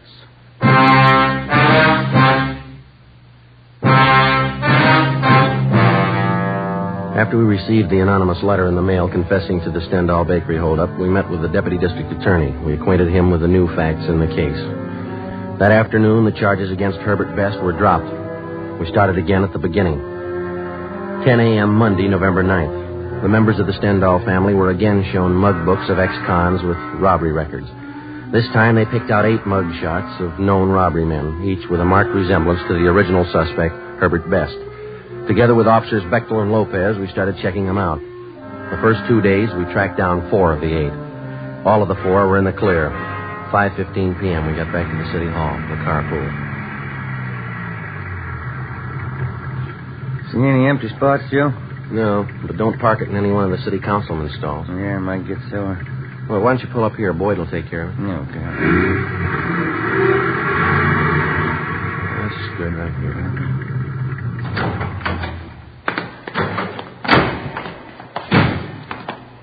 Doggone it. I knew there's something I forgot to do. What's that? Oh, they had an underwear sale today. That place down in South Fig, shorts, T-shirts. Wife told me to be sure and get down there. Well, there'll be another one. That place has sales all the time, don't they? Only twice a year on underwear. Stuff I've got's not going to last till next time. Friday? Sam? Wait a minute. Jim Beck. Yeah. Hi, Beck. Hi. What? Yeah. How'd you make out? 2 men we checked were clean. We picked up something 77th Street station. Now, go ahead, Ben. Mm-hmm. Oh, watch that elevator door, Jim. I'm sorry. Well, what's with 77th Street? Oh, a couple of men in traffic out there covered an accident this afternoon. 91st and Central hit and run. That's so? One of our traffic cars saw the collision, took out after the guy. Chased him 10 blocks. Mm-hmm. While they were chasing him, they thought they saw the driver throw something out of the car window. Yeah, what? I'm coming to that. When they finally pulled the car over, gray coupe. The driver told him his shoulder was wrenched in the accident. He was on his way to his own doctor. Mm-hmm. Our men took him to 77th Street and had the doc there look at him. Yeah. Well, the doc was treating the guy. Only one of the officers was in the room. Mm-hmm. When he turned to get a drink of water, the suspect slugged him, then the doctor. Jumped out of the window, got away. Teletype's out on him. He went to an awful lot of trouble to beat a traffic rap. Yeah, that's the way to impress the boys out there. They got out of broadcasting the guy and went back to the spot where they thought they saw the guy toss this thing out of his car when they were chasing him. Did it pay off? They found a .32 Colt revolver. Russ Camp's checking it now over in the crime lab. What did they say the man looked like? Description measures pretty close to our holdup guy. I'll get it. Robbery Friday. Yeah, just a minute. See you back. Oh, thanks. Yeah. Oh, yeah, Russ. Yeah. Okay, fine, right. Russ Camp checked the .32 revolver with the slugs in the Stendhal case. Yeah. Positive make. The gray coupe, which the unidentified suspect had been driving, had been checked out by traffic officers at 77th Street Division. They had found that the owner and driver of the car was a man named Bruno Stock, a two-time loser with a page full of major and minor crimes to his credit. We checked his mama sheet, and we got out a broadcast on him in an APB. A stakeout had been placed at his last known address. We picked up a sandwich and a cup of coffee for dinner, and then we started checking out Bruno Stock's relatives and friends. By 6 o'clock the following night, we still had no idea where he was. A little after 9 p.m., we got a call from an informant who told us that a Tommy Josephson, a small-time thief and reputedly a friend of Bruno Stock's, wanted to talk to us. We found him in a small apartment over on West 6th. One thing I want to set you straight on. Bruno's no friend of mine. He's in on the heavy rackets. No heavy racket man's a friend of mine. All right, we got it. Now where's Bruno? He came here tonight, 6:15. Moved right in on me. Didn't even ask me. What do you want with you? Now, you remember, Bruno's no friend of mine. Yeah, we got that. Now, what do you want? A gun. He knew I had one. I keep it for self-protection. You can't trust these heavy men. Did you give him the gun? Give it to him. He took it. Shook me down like a rat. Made me go out and buy dinner for him. My own dough. Have to bring it back here from. Yeah. Bruno's no friend of mine. What he does with that gun is his grief. It's out of my hands. When did he leave here? An hour ago, I think. Maybe a little less. Shook me down like a rat. Real heavy guy. Where was Bruno going? I don't know. He's crazy. All them heavy guys are crazy. Talk like somebody with a paper head. Did he tell you where he was going? See a friend of his over in Dogtown. Guy runs a bowling alley. Bruno's going to borrow his car. What for? He's heavy, I tell you. Said he was going out on a heist tonight. Did he ever write you guys a letter? Why? Well, he told me he was going to prove what he wrote to you. Crazy. I didn't get it at all. Yeah. Said he was going out to kill a couple of jerks. 9:30 p.m. We got the address of the bowling alley run by Bruno Stock's friend, and we called the office. An alert for the suspect was broadcast immediately. Together with Gene Bechtel and Lopez, we drove to the bowling alley. Ben and I went in. Bechtel and Lopez covered the outside. It's a good crowd. I wonder where they do business. I don't see any counter. No, neither do I. Oh, yeah. There it is. Way over in the corner. Oh, yeah. There's nobody behind the cash register. How about that fellow in the white T-shirt standing by the cigarette machine? Yeah, looks like he works here. Let's go. Joe, guy with him. Just turned towards Bruno, us. come on. He sees us. He's going to the back. All right, you, let's hold it up. Come on. He ducked in there to the right, Joe. Down behind the alleys. Hold it up, Stock. The window, Joe. He went right through it. Come on. Yeah. There he is. Get out. Joe? He's in there, Beck. Cover the front. Right. Over the fence, Joe. There he is. All right, give it back. Yeah. Come on.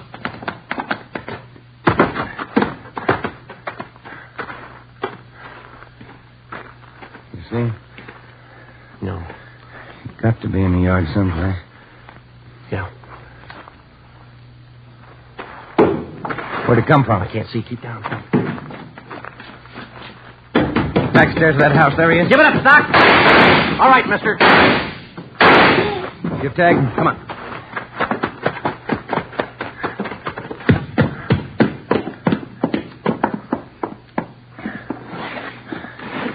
What's it look like? Wait a minute. It's a shoulder wound. You want to shake him down? Yeah. Joe? Ben? You all right? Yeah. Get an ambulance, will you, Beck? Right. I'll throw the cuffs on him, huh? Yeah.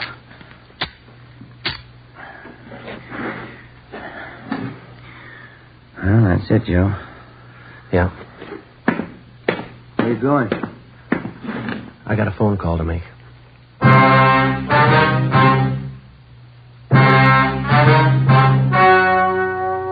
The story you have just heard was true. Only the names were changed to protect the innocent. On February 18th, trial was held in Superior Court, Department 84, City and County of Los Angeles, State of California. In a moment, the results of that trial. And now, here is our star, Jack Webb. Thank you.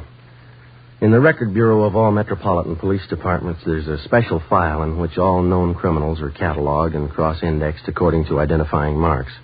Marks which help the working detective. And so with the cigarette. The outstanding identifying mark of Fatima is quality. The careful selection and blending of only the finest Turkish and domestic tobaccos to make Fatima extra mild. Now, if you're a long cigarette smoker, you'll find, like I did, that every pack is extra mild. You'll find it's the best of long cigarettes. Smoke Fatima.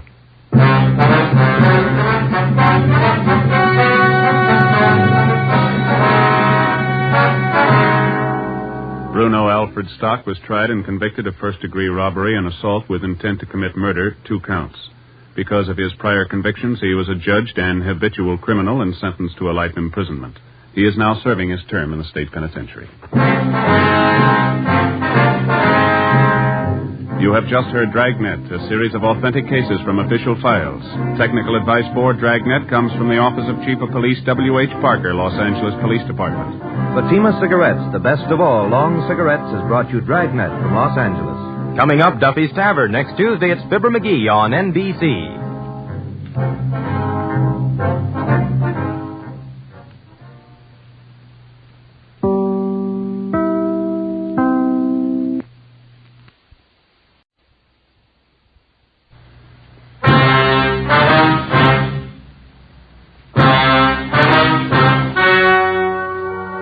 The story you are about to hear is true. Only the names have been changed to protect the innocent. Fatima Cigarettes, best of all long cigarettes, brings you Dragnet.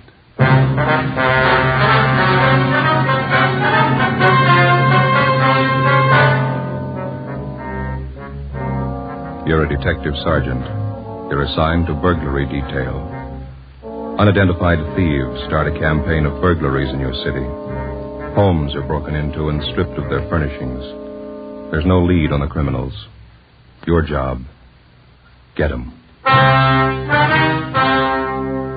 When you compare Fatima with other long cigarettes, the difference is quality. Yes, in Fatima, the difference is quality.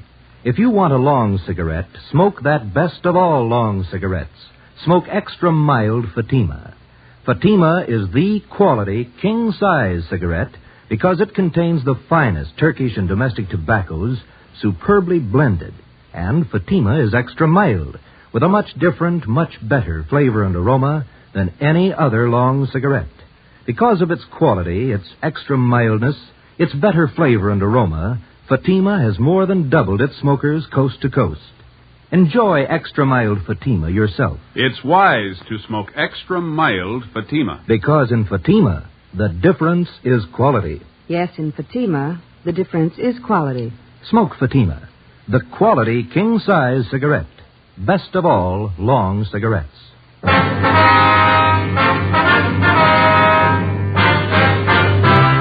Dragnet, the documented drama of an actual crime.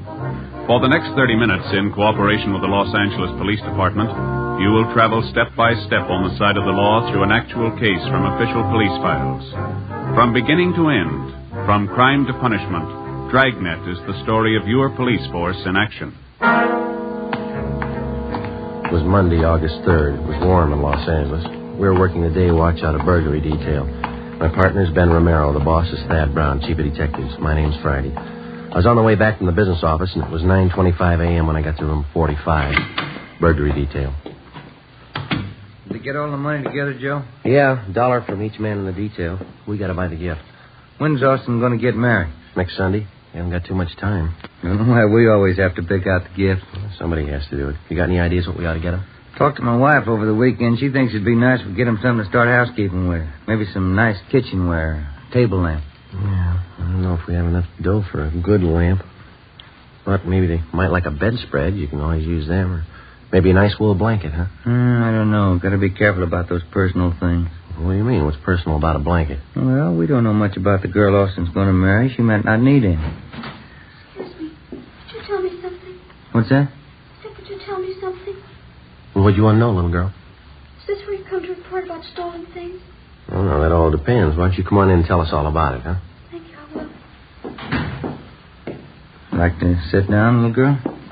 I'm 12 years old.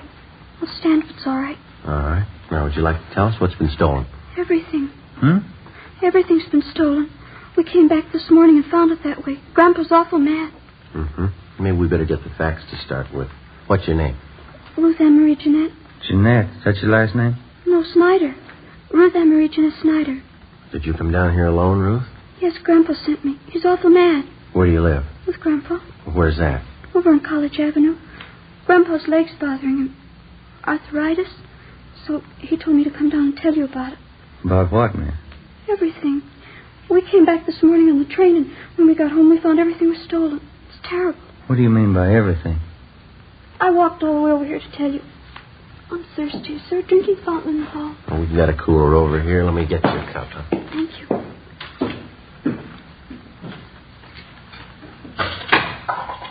Would you like a drink, man? Oh, no, thanks.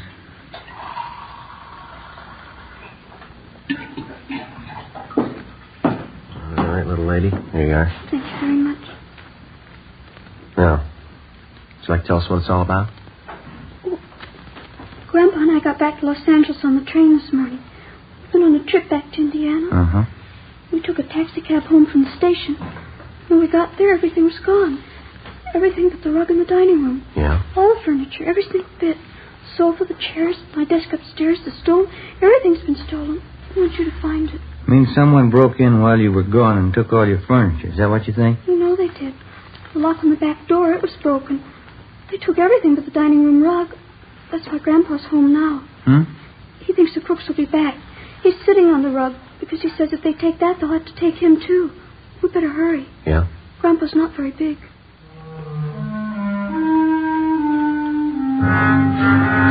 9:45 a.m. Ben and I drove little Ruth Ann Snyder back to her home on College Avenue. It was an old-fashioned wooden frame structure a few doors up from College Avenue and Everett Way.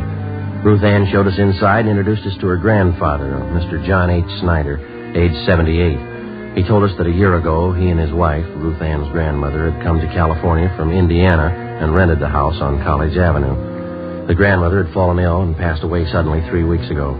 He and Ruth Ann closed the house and took the body back to Indiana on the train for burial. On their return that morning, they found the house stripped of every piece of furniture. We checked room by room and listed the missing articles. We put in a call to latent fingerprints. Do you happen to know the serial numbers of your home appliances, Mr. Snyder? No, sir. I've lived with most of the furniture for 40 years. You get to know the things you own in 40 years. I know it was in my room, Sergeant. My desk, my table and chair, the bed, the curtains. They took everything. Well, how about the estimated value of the furniture, sir?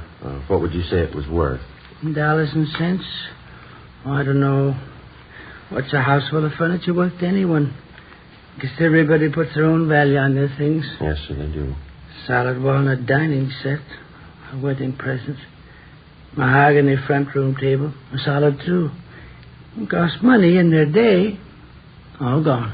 Were there any liens against the furniture, sir? How's that? Did you owe anything on the furniture? I mean, there was no trouble with the finance company or anything like that. Oh, we didn't even know what a finance company was when the wife and I was married. It was sad enough trip as it was. And Ruthie and me get here this morning, and everything's gone. All we own. Ruthie. Yes, Grandpa? Where the thieves broke in, would you show the officers, please? It's back this way. Okay. How are you and your grandfather going to make out here, Ruth? Well, Grandpa says we'll buy 2 cots for tonight, Army surplus. There's no stove to cook on. We'll have to eat out. Mm-hmm. Maybe we'll have to go back to Indiana. Grandpa doesn't have much money. He's on a pension. Here's the back door. Let's see what they did to get in. Must have used a hammer and a crowbar. Smashed it clean through. You'll find the crooks, won't you, Sergeant? We're going to try, Ruth. Better have the crime lab check this, huh? Yeah. How about your neighbors, Ruth? You know any of them well? I know who they are. I don't know any of them good. They're not very friendly. We'd like to ask you and your grandfather a few more questions, Ruth. All right. I don't know what I'm going to do when school starts. They stole all my stuff, even my composition tablets. I'm going to have to take those. Which grade are you in, Ruthie? I was in A7. I'll be in the B8. Why would they take my school things? I don't know. You see how they got in back there? Yes, sir, we did. By any chance, did any of your neighbors know that you and Ruth here were going away? Well, I didn't mention it, no. Then no one kept an eye on your house while you were gone? No, I didn't think it was necessary. Might have helped. I just remembered, Grandpa. Mrs. Merton. I told her we were going away. Who's that, Ruth? She runs a store down at the corner, the bird store. Yeah. She sells canaries, other kinds of birds, too. Mrs. Merton's her name. Store's right down the corner. You figure she's the only one who knew you'd be gone from the house for some time. Must have been the only one. All right, Mr. Snyder, we'll be back to see you later on. Here's our card. We'll see if we can't do something to help you out here. Let's see here.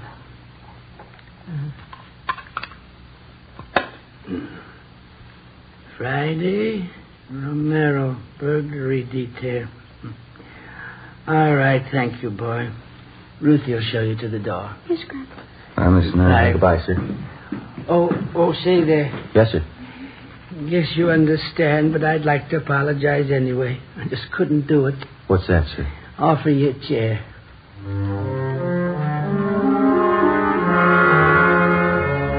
10:30 a.m. Ben and I called the Salvation Army and told them the Snyder situation. And then we went down the street to the store at the corner of Coolidge Avenue and Everett Way. The sign on the window said Mrs. Merton's Birdland, manager Agnes Merton. We tried the door. It was locked. The cardboard clock hanging on the glass door read, "Be back at 1 p.m." So we went back up to College Avenue and we started ringing doorbells. Some of the residents on the block didn't even know the Snyders. Of those that did, only 2 had noticed any activity at the house during the 3 weeks Mr. Snyder and his granddaughter had been away. They told us that they'd seen a moving van parked in front of the house about a week before. They also saw men moving furniture from the house into the van. Neither of the 2 could describe the vehicle or remember its license number. 12:45 p.m. We had a cup of coffee and a hamburger, and then we headed back for Mrs. Merton's bird store.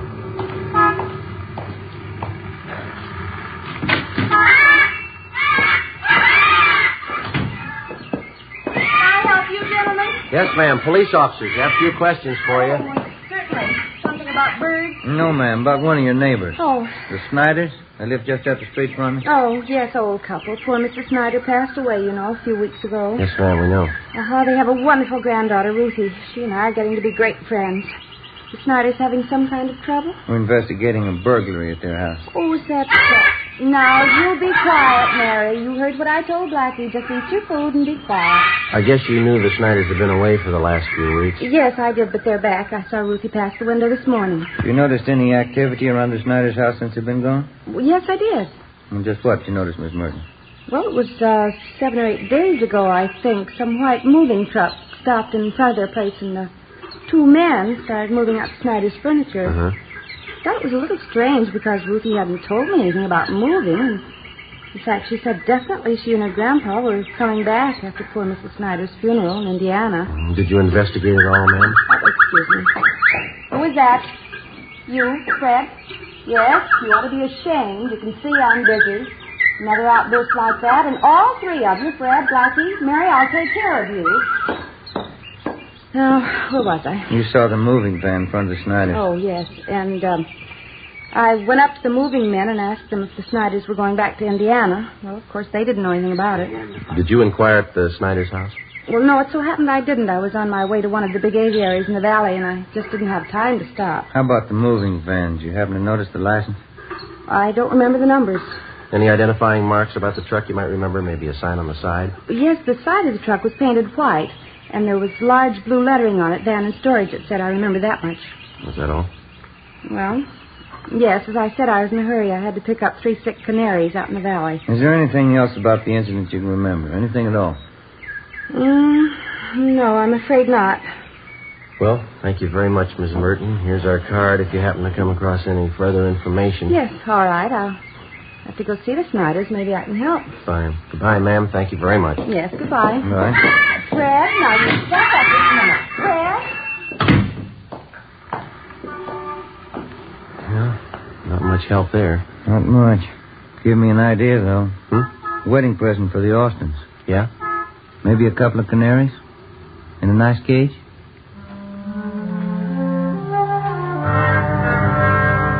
"5 p.m. We went back to the office.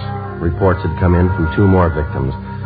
That night, Ben and I drove out to interview them. The circumstances of the theft and the M.O. of the criminals matched identically with the Snyder case. Both of the families victimized had gone off on vacations and neglected to notify either the neighbors or the patrolmen in their area.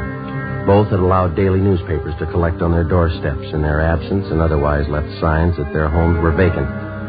In both cases, the thieves had forced an entrance through a back door or window, stripped the house of every last piece of furniture, and either hauled it away themselves or hired somebody to do it for them. We started canvassing the 2 areas where the crimes had been reported. Again, the neighbors saw the moving vans, but none were able to definitely identify the vehicles or their license numbers. Captain Fulton called us into his office. You're going to have to try harder. I know they're hard to get, but get them. Get them fast. Done about everything we can so far, Skipper. Only one small lead. The thieves seemed to be using a different moving van on each job. We started to check the movers around town, the transfer companies. Clayton Friends come up with anything yet? No luck there. One of the lousiest rackets we've had since I came on this detail. Whole house full of furniture, everything a family owns. Yeah. Well, we'll stay on top of it. The stats office may come up with something. How about an outlet for all that stuff that's been stolen? Thieves can't be sitting on it. Pawn shop and second-hand details have been alerted. They're checking regular outlets, auction houses, second-hand places. Nothing yet. What about some kind of preventive idea? At least slow them down. A good dose of publicity on the whole thing would help. If only people wouldn't keep it a secret when they're going away. Neighbors aren't alerted. That's why a lot of them didn't think much of it when they saw the moving vans parked at those houses. And drawn blinds and the newspapers on the doorsteps didn't help much either. It's an open invitation. Well, I'll see what we can do on the publicity end. We've had one campaign on this already. No, excuse me. Burglary, Captain Fulton. What's the address? Okay, I got it. Thank you. Here you go, another one. 63 hours just called it in. Family back from vacation. Furniture all gone. Here's the address here. Thank you. Better get on it right away. Let's go. I'll have a little more help for you on this tomorrow. Crowley and Barnes will be free. They can work with you. Okay, Skipper. Check you later. All right.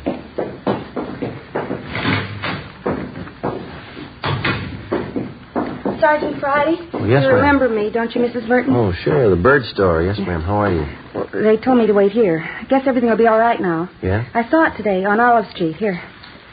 The truck that came to Snyder's house. That's the license number.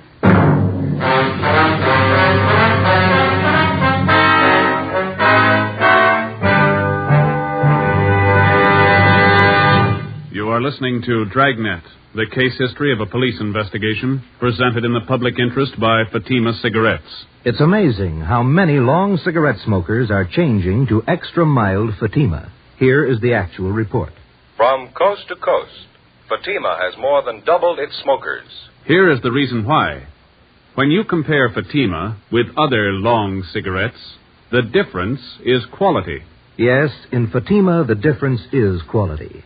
Fatima is the quality king-size cigarette because it contains the finest Turkish and domestic tobaccos superbly blended. And Fatima is extra mild with a much different, much better flavor and aroma than any other long cigarette. And because of its quality, its extra mildness, its better flavor and aroma, more and more smokers say it's wise to smoke extra mild Fatima. I agree, says Dick Hyland, sports columnist. I agree, says Mrs. Deems Taylor, painter and theatrical designer. I agree, says Frank Fenton, author. Yes, all agree. It's wise to smoke extra mild Fatima. Best of all, long cigarettes. Because in Fatima, the difference is quality. Yes, in Fatima, the difference is quality. Smoke Fatima, the quality king-size cigarette.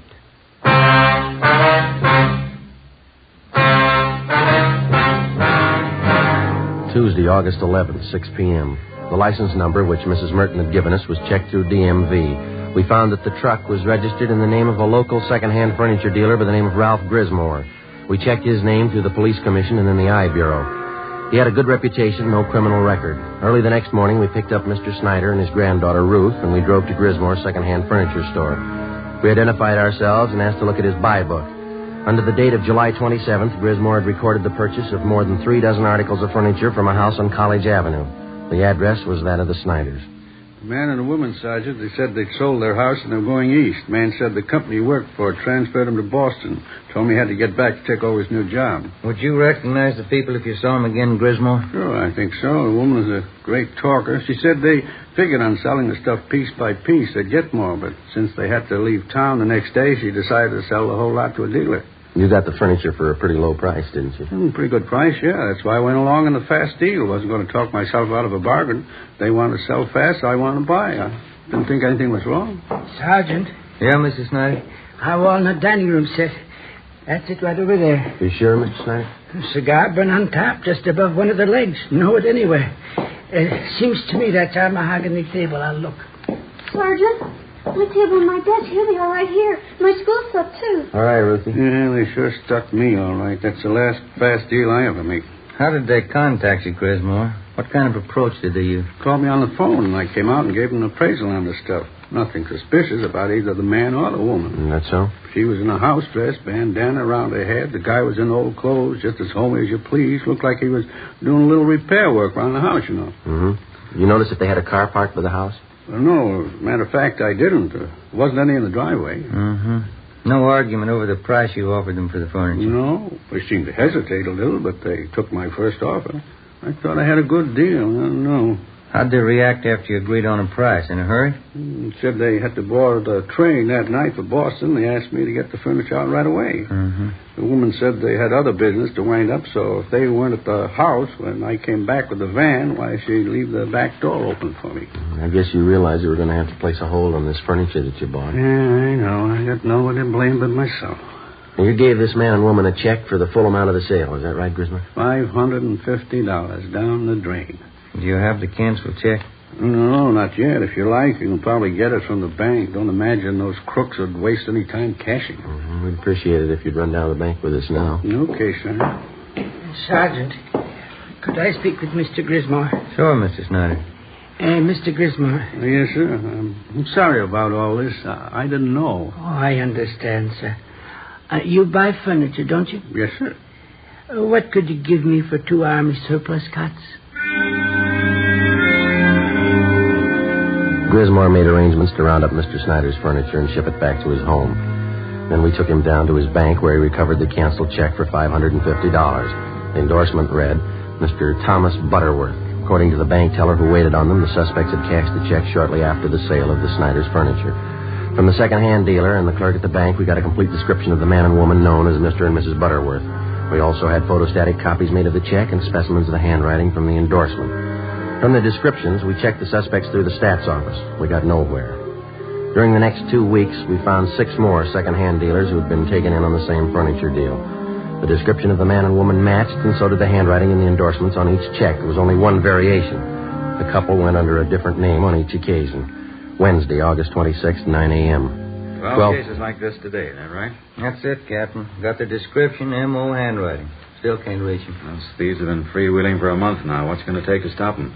Well, Ben came up with a pretty good idea this morning. We'd like to talk it over with you. Oh, what's that? Kind of a system of decoy, Skipper. We were thinking it might be a good idea to contact all the division captains and have them ask their men if they have any neighbors going on vacation. Yeah, go ahead. Well, if we got a few dozen houses spotted around the city, we could plant a few things. Make them look obviously vacant. We keep the houses covered at all times. They ought to make pretty good bait for those thieves. Uh-huh. How would you set it up? We could make arrangements to get a key to each home, keep the milk and paper deliveries coming, let them pile up on the doorstep. We could reimburse the people for whatever it cost. We're not making any headway. We could run this for a couple of weeks, see what happens. Mm-hmm. What do you think? Try it. 9:30 a.m. We contacted all division commanders requesting them to ask their men to contact burglary detail if they knew of any of their neighbors about to leave on a vacation. During the next 2 days, the response came in and the plan went into effect. 40 homes throughout the city were spotted as decoys. They were kept under surveillance at all times. In the week that followed, 2 more burglaries of the same type were reported, but the suspects failed to try any of the decoy homes. The men in the pawn shop and second-hand details continued to work right along with us. The stolen furniture kept turning up, but not the thieves. Again, the homes that had been broken into displayed all the usual signs that the occupants were away. Old circulars and newspapers scattered on the lawn, milk bottles lined up at the door, all the blinds drawn. The decoy plan continued. No results. August 31st, we had a report of another burglary involving the theft of furniture. We made our investigation. 2 p.m. We went back to the office to get out a list of stolen articles. Hi, Ben. Joe? Hi, Austin. When'd you get back from your honeymoon? Late last night. Say, Thelma, I'd sure like to thank all you fellas for that wedding present you sent us. Darn nice of you. Well, we're glad you liked it, Austin. Sure a beauty. I'd like to ask you a question about it, though. I hope you won't take it wrong. No, go ahead. Well, what is it? You've got an early American house, haven't you? Yeah, that's right. It's an antique. Yeah? It's an apple peeler. One of the first ever built. Oh, sure. Thanks a lot. I get it. Burglary Friday. Yeah? Where? Right away, thanks. One of the decoy houses. Yeah? We got a bite. Together with Sergeants Crowley and Austin, we drove out to the decoy house where an unidentified man and a woman had been seen forcing entry through a back door. They'd been spotted by a police officer's wife who lived next door and who had called in the report. We parked down the street from the decoy home and waited.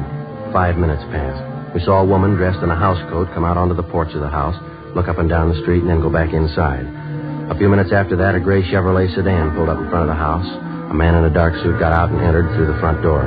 Ben called communications for a make on the car. 80K to Control 4. 80K to Control 4.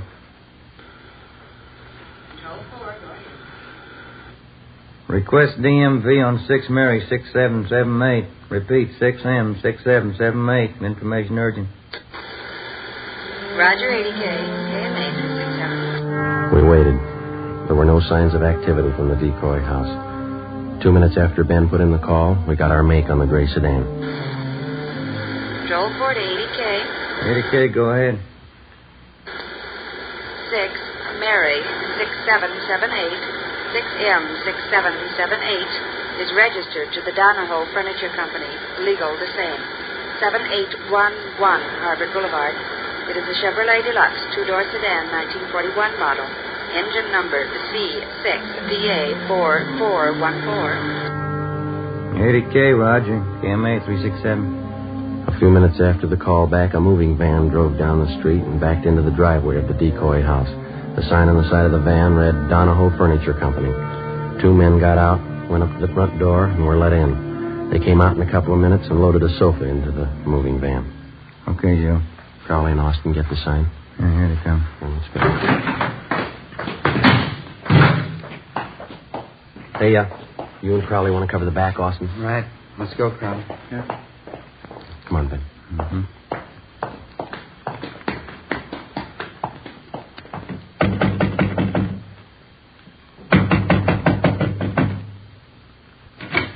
Yes, sir. You want something? Police officers like... Tell them the cops! Run, him! Stand still, you.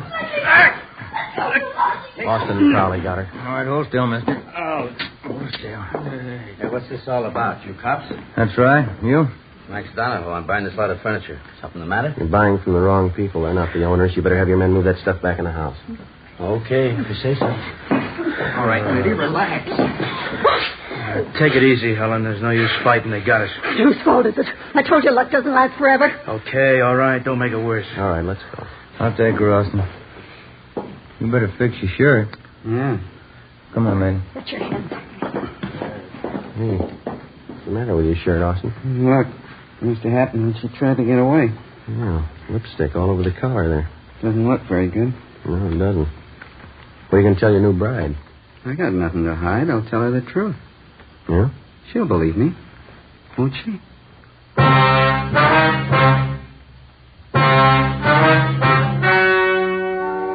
The story you've just heard was true.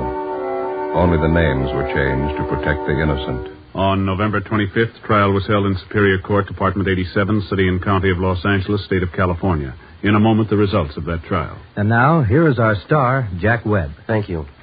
Under our system of law, the jury selected to hear a case is accorded complete freedom. The jury's decision is the final result of the testimony and evidence presented in the course of the trial. So with Fatima. They are the final result of carefully selecting and blending only the finest Turkish and domestic tobaccos to make Fatima extra mild. If you're a long cigarette smoker like I am, buy a pack of Fatimas and compare them with other long cigarettes, and you'll see the difference is quality. Yes, in Fatima, the difference is quality. So smoke Fatima.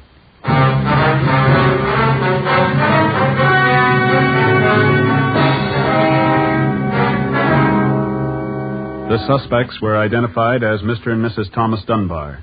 They were arraigned on 15 counts of burglary and tried and found guilty on all counts. They are now serving their terms in the state penitentiary. You have just heard Dragnet, a series of authentic cases from official files. Technical advice came from the Office of Chief of Police W.H. Parker, Los Angeles Police Department.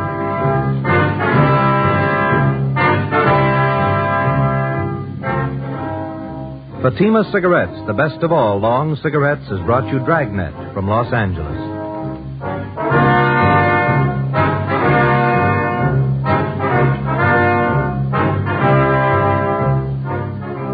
Coming up, Duffy's Tavern. Bob Hope returns October 3rd on NBC.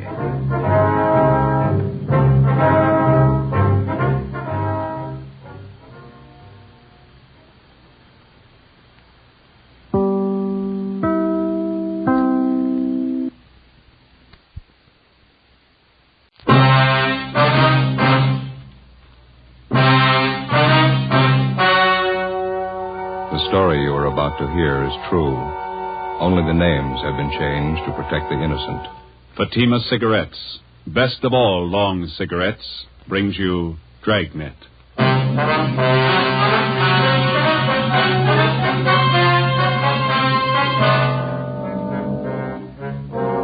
You're a detective sergeant.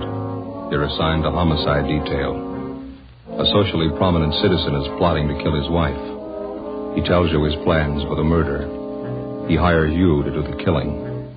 Your job, stop him. When you compare Fatima with other long cigarettes, the difference is quality. Yes, in Fatima, the difference is quality. If you want a long cigarette, smoke the best of all long cigarettes. Smoke extra mild Fatima. Fatima is the quality, king-size cigarette because it contains the finest Turkish and domestic tobaccos superbly blended. And Fatima is extra mild with a much different, much better flavor and aroma than any other long cigarette.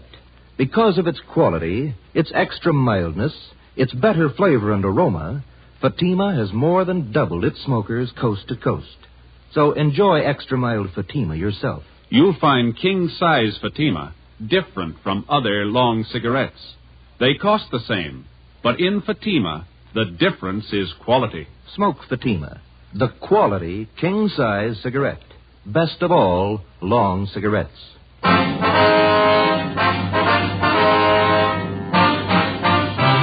Dragnet, the documented drama of an actual crime. For the next 30 minutes, in cooperation with the Los Angeles Police Department, you will travel step by step on the side of the law through an actual case from official police files. From beginning to end, from crime to punishment, Dragnet is the story of your police force in action. It was Monday, February 17th. It was raining in Los Angeles. We were working the day watch out of homicide detail. My partner's Ben Romero. The boss is Thad Brown, chief of detectives. My name's Friday. It was 4:18 p.m. when we got to room 26, chief of detectives' office. Come on in, man. Have a seat. Would you close the door, Friday? Yep, sure.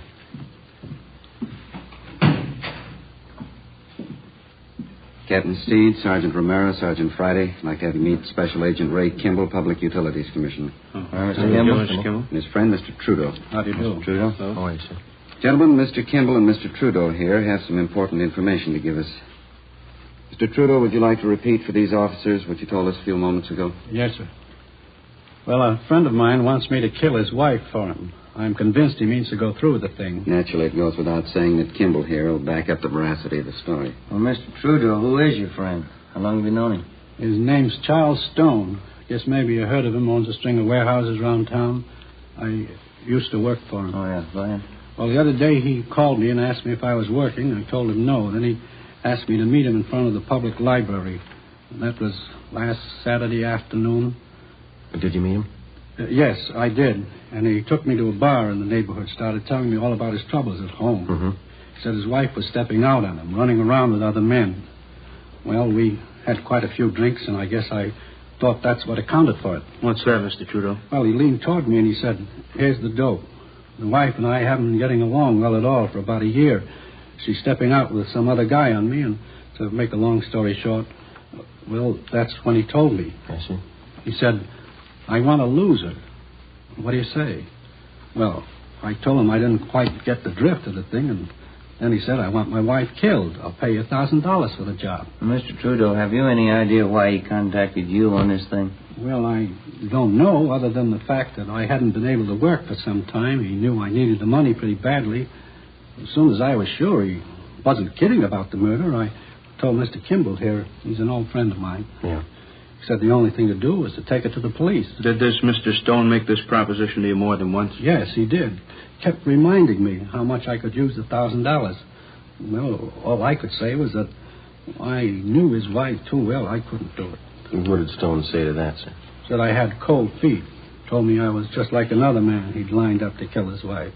Told me if I didn't want the job, he'd get someone else to do it. Do you think he might go for a substitute, Mr. Trudeau, one of our men? Well, I don't know, Chief. There's only one thing I'm sure of. Yes, sir. He wants his wife dead.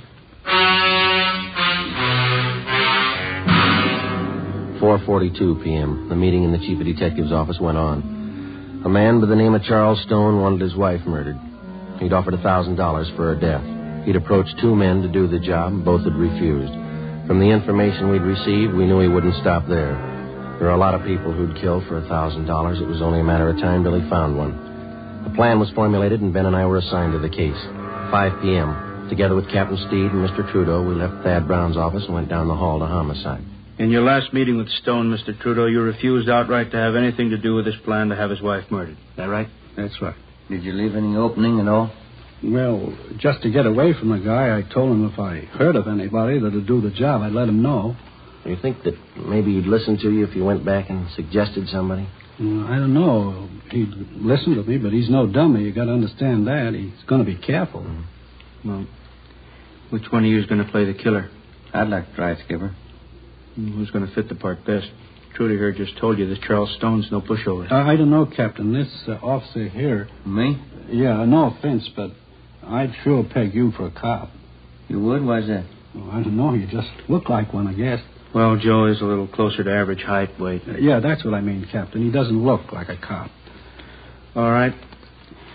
Now, Mr. Trudeau, you're willing to go along with us on this thing? Certainly, Captain. Anything I can do. You just tell me what you want. Well, just as soon as possible, we'd like to have you contact Mr. Stone. You'll know how to approach him so as not to make him suspicious. Yes, I think I can do that. Joe, how do you want to go about this? Well, I better use some kind of an alias. Let's see, Matson. Joe Matson. Mm-hmm. How about Kelly? Just plain Kelly. That's fine with me. Good. Now, how about your background? Better get that straight with Mr. Trudeau here. Well, suppose I tell him I'm from Phoenix, huh? Mm-hmm. I know that town pretty well. He might ask me some questions about it. Okay. Now, how'd you happen to know Trudeau, the Army? Did you ever serve in the Army, Mr. Trudeau? Yes, sir. 42 to 45. CBI did it. All right. Well, we served together in the Army, huh? Let's make it in China. Mm-hmm. Quartermaster Corps, all right? Mm-hmm. All right. And now, Mr. Trudeau, this is all you'll have to do. Set up a meeting with Stone as soon as possible. Introduce Friday as the man who's willing to do the job for him, an old Army friend. Then step out of the picture as quickly as you can. All right, Captain. I understand. It goes without saying, we certainly appreciate your cooperation. And not at all, sir. Only glad I'm in a position to help out. You'll probably save that woman's life. I wish I could be sure. How do you mean, Trudeau? The last time I saw Charlie Stone was 3 days ago. Maybe he's hired somebody else.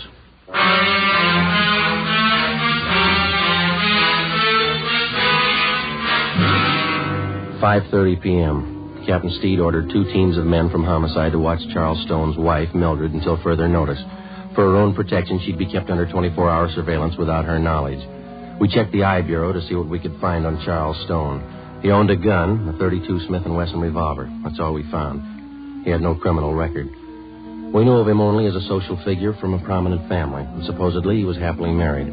He owned and operated a chain of 6 warehouses throughout Los Angeles. His business reputation was good. Captain Steed ordered that Charles Stone also be placed under 24-hour surveillance immediately. He would be kept under watch without his knowledge. Ben Romero and Gil Encinas were one of the teams assigned to tail him. The next morning, I checked in for work at the usual time. At 10:15 a.m., I left Captain Steed's office and went into the squad room. Homicide, Friday. This is Mr. Trudeau, Sergeant. I saw Charlie Stone a few minutes ago. Yes, sir. How'd it go?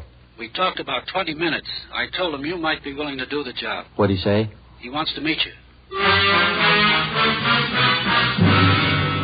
Before he hung up, Trudeau told me that Charles Stone would meet us that night in Section B in the grandstands at the midget auto races out near Santa Monica. I informed Captain Steed of the development, and then I left the office, went home, put away my gun and all my identification, changed into some old clothes.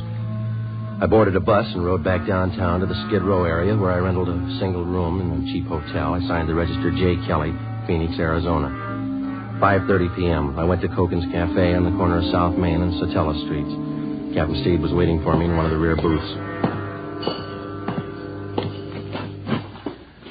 Hi. Hi. You look like you're all set. How's the outfit strike you okay? Yeah, fine. That old leather jacket's a good touch. Oh, better let your beard grow a little. You all right? I rented a room in one of the hotels down here. I could use a little expense money. Glad you said a little. All right, I'll fix it up for you. Here's the phone number of the hotel in case you want to contact me. Good.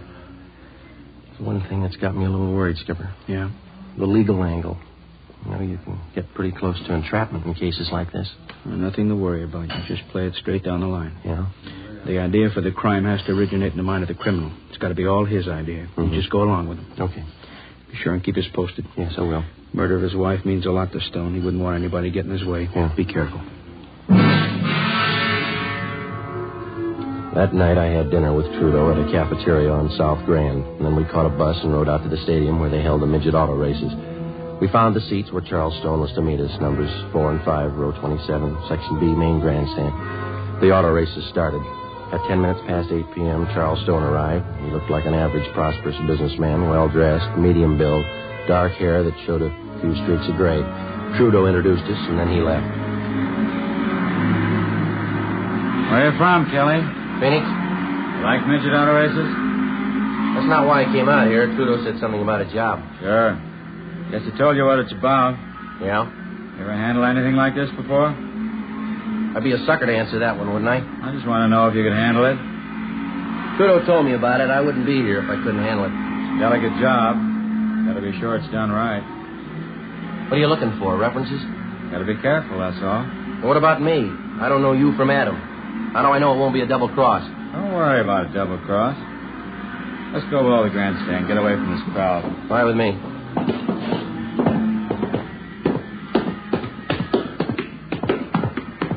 You haven't said anything about money yet. Plenty of time to talk money. I'd like to know. How much you want? Trudeau said 1,000. Yeah. When could you get it? When would you want it? Before. I'd be a dope to do the job without getting paid first. I'd be just as stupid to give it to you first. Say, can I buy you a hot dog, cold drink? Okay.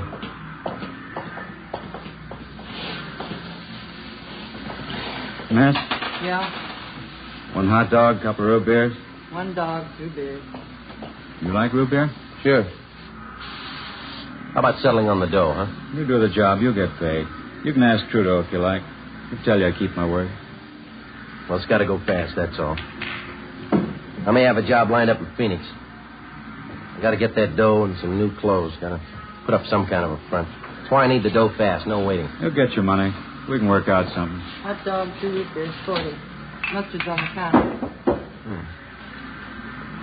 There you are. Mm-hmm. Just move over there out of the way. Okay.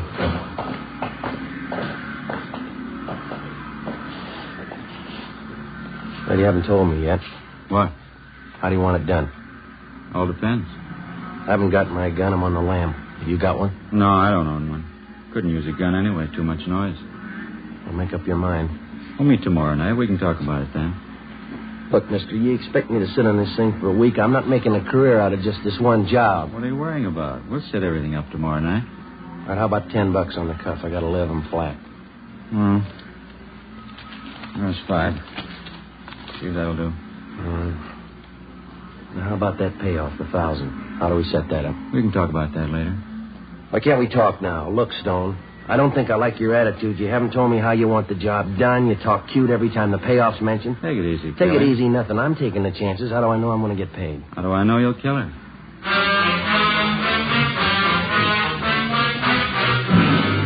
Before I left Charles Stone, we set up a meeting for the following night at 8 o'clock. I caught a bus and went back to the hotel room. So far, I'd been unable to get any other corroborative evidence on Stone, evidence that could be presented in court. The next morning, I called the office and kept them posted on developments. I had my meals at a lunch counter next door to the hotel, and I stuck pretty close to my room. At 2:30 that afternoon, Ben called. We tailed Stone to the midget auto races last night, Joe. Do any good? Well, not bad. It's going a little slow, though. We tailed him after he left you. He drove to a Beverly Hills address, apartment house. Thought he lived in Glendale. Does. The apartment he went to is registered to a Jean Howard. Stayed till 4 this morning. Checked the Howard girl out. She's a secretary at one of Stone's warehouses. Maybe that explains why Stone wants to get rid of his wife, huh? Here's one more thing. We tailed him to a gun shop this morning. Bought a couple of things, and after he's gone, we checked with the store clerk. Told us Stone bought a box of shells, 32 caliber. Same kind of gun he had registered in it, 32 S&W? Yeah. That's funny. Stone told me he doesn't own a gun. Doesn't look too good in my book. All right, now let's don't start worrying, huh? Don't trust him a dime's worth, Joe, that's all. All right. You want to check with me later on? I've got to keep this line open. Yeah, all right. See you later. Right.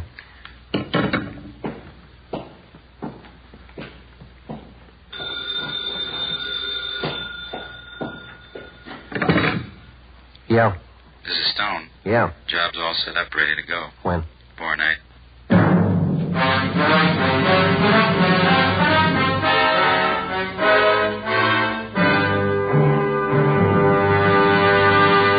You are listening to Dragnet, the case history of a police investigation presented in the public interest by Fatima Cigarettes. If you smoke a long cigarette, it will be in your interest to listen to a typical case history of a Fatima smoker. It's the case of New York cover girl Rita Daigle. This is her actual signed statement. I find Fatima different from other long cigarettes.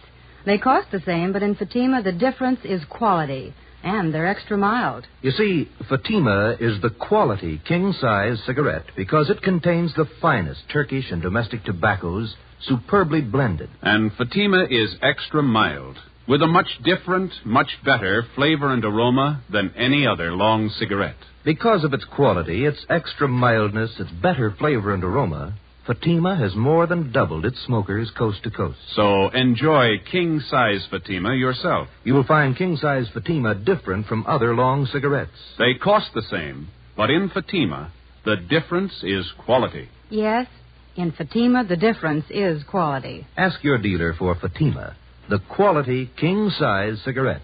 Best of all, long cigarettes. Start enjoying Fatima tomorrow.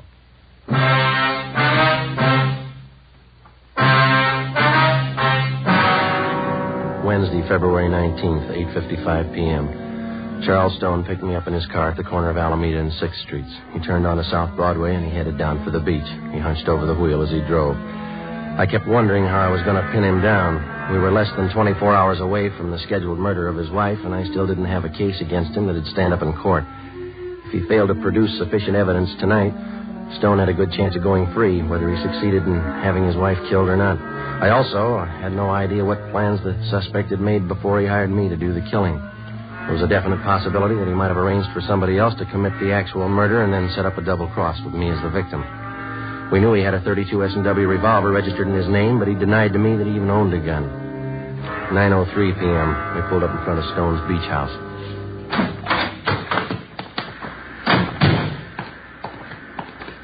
Most of the other homes around here are vacant, summer places. People don't start moving in till 1st of May.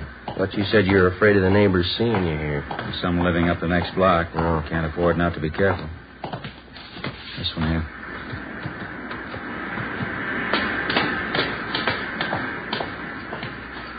There's your front door key. See if you can work it. I know how it works. You go ahead and open it. All right.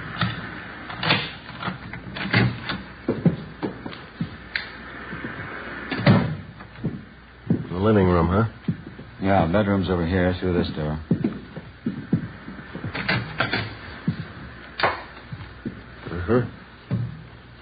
All right, what's the story? Where do I start?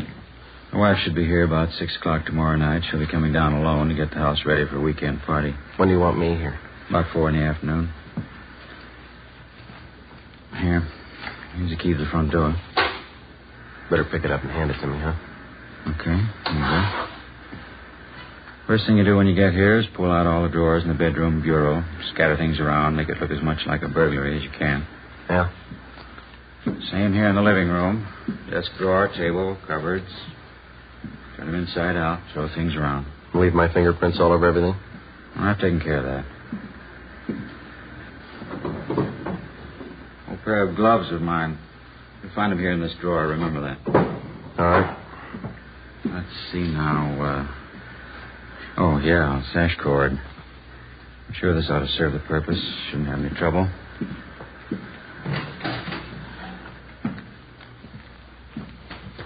Yeah.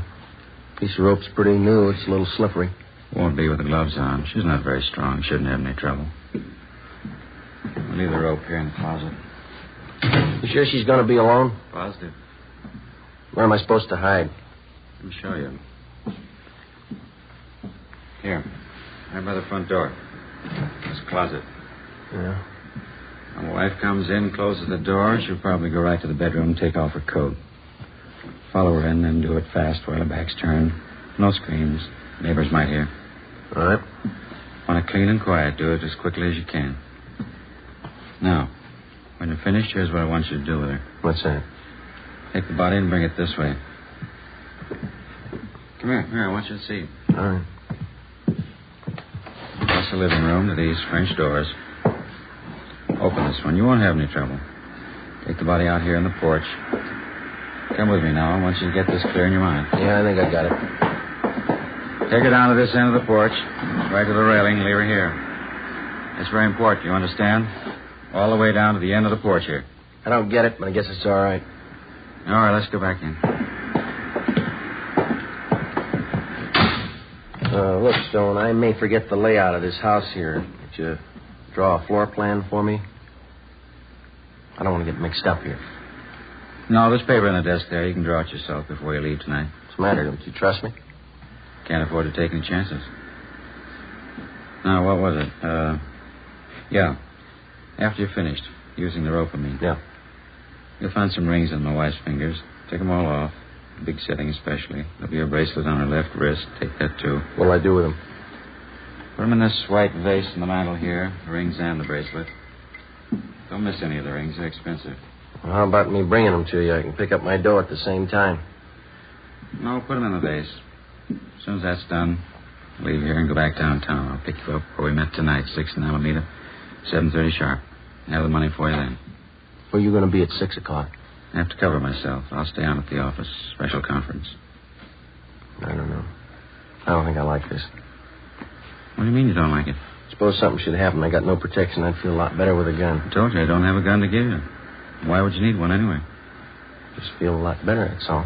Buy one if you want. That's your problem. I'm paying you for the job. I haven't seen your money. I told you, when the job's done, you get your money then. There's just one thing I want to make sure of. No mistakes here. Don't worry, you get your pay. Ask Trudeau if you like. He'll tell you can trust him. You can ask anybody. How about your wife? Before I left Charles Stone, I got one more valuable piece of evidence out of him, a special phone number written in his handwriting on the back of one of his business cards. In case anything went wrong, I was to call him at this number. In his own handwriting, I also got a list of times that I was supposed to remember. When to come to the house, when to leave, when to meet him for the payoff. The next afternoon at 3:30, I left the hotel and drove my car out to Venice to Stone's beach house. Captain Steed and another officer from Homicide followed me out. We waited in the house together. Shortly before 6 p.m., Mrs. Mildred Stone arrived with Bill, Ben, and Gil and seen us. She refused to believe the story of her husband's plot to have her murdered. Captain Steed laid out the evidence for her. This key, Mrs. Stone, you recognize it? Why, yes, it's the one for the front door. It must be Charles. He gave it to this officer, Mrs. Stone, the man who was supposed to murder you. No, I don't believe it. Do you have any idea what's in that closet, ma'am, that one over there? There's nothing in there. I cleaned it out the last time we were here. I cleaned out all the closets. I'd like to show it to you, ma'am.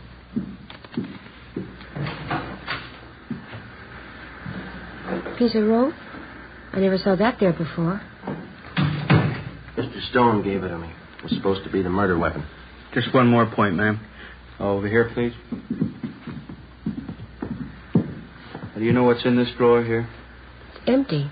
It has to be. We never keep anything in there. Only when we move down for the summer months. Joe? Right. A pair of your husband's old gloves. Is that right, ma'am? Well, why would they be there? What for? I was supposed to wear them while I was in the house so I wouldn't leave fingerprints. Do you mind if I sit down? Here you are. I'm sorry, Mrs. Stone. We know it's a terrible shock for you. I think you realize we had to tell you. It's all right. You've been very kind. You saved my life. I'm sorry now that happened. Would have been better if he'd succeeded. Much better. Take it easy, Mrs. Stone. The shame. Terrible, terrible shame. Is there anything I can do for him? He wanted to have you murdered, ma'am. I know that. He wanted me dead. Yes, ma'am. There's only one thing. Yeah? He's my husband, Sergeant. I love him.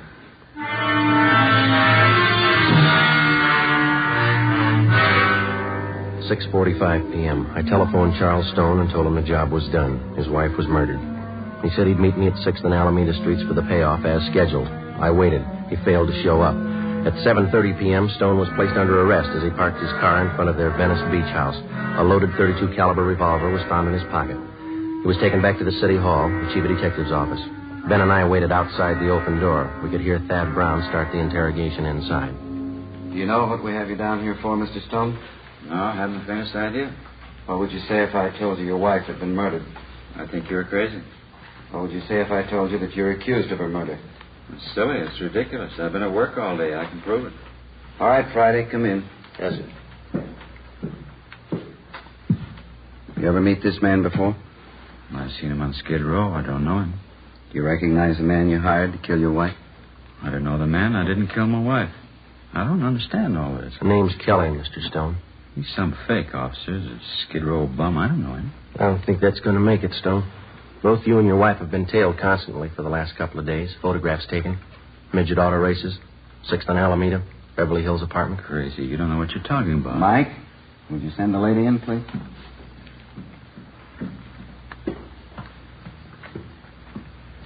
Mildred, you don't believe all these things you're saying about me, do you?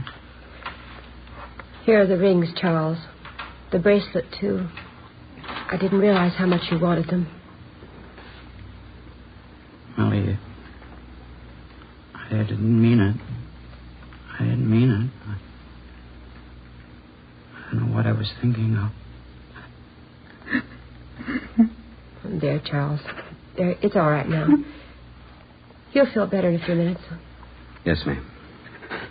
That's all, Friday. Right.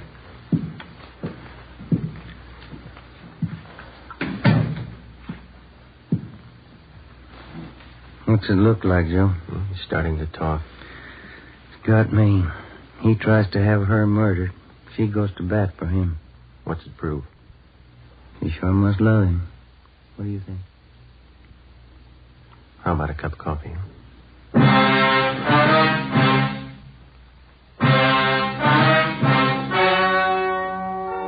The story you have just heard was true. Only the names were changed to protect the innocent. On May 2nd, trial was held in Superior Court, Department 89, City and County of Los Angeles, State of California. In a moment, the results of that trial. And now, here is our star, Jack Webb. Thank you. To the working detective, the difference between guilt and innocence is proof, in the form of physical evidence, in the form of testimony gathered from reliable witnesses. In determining any suspect's guilt or innocence, the difference is actual proof. Now, when you compare Fatima with other long cigarettes, the difference is quality. And Fatima is extra mild. If you're a long cigarette smoker like I am, smoke Fatima. You'll find Fatima different from other long cigarettes. They cost the same, but in Fatima, the difference is quality. Start enjoying Fatima tomorrow.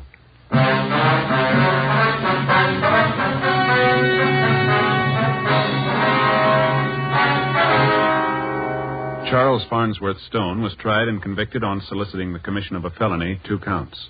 He received a sentence as prescribed by law. You have just heard Dragnet, a series of authentic cases from official files. Technical advice comes from the Office of Chief of Police W.H. Parker, Los Angeles Police Department. Fatima Cigarettes, the best of all long cigarettes, has brought you Dragnet from Los Angeles.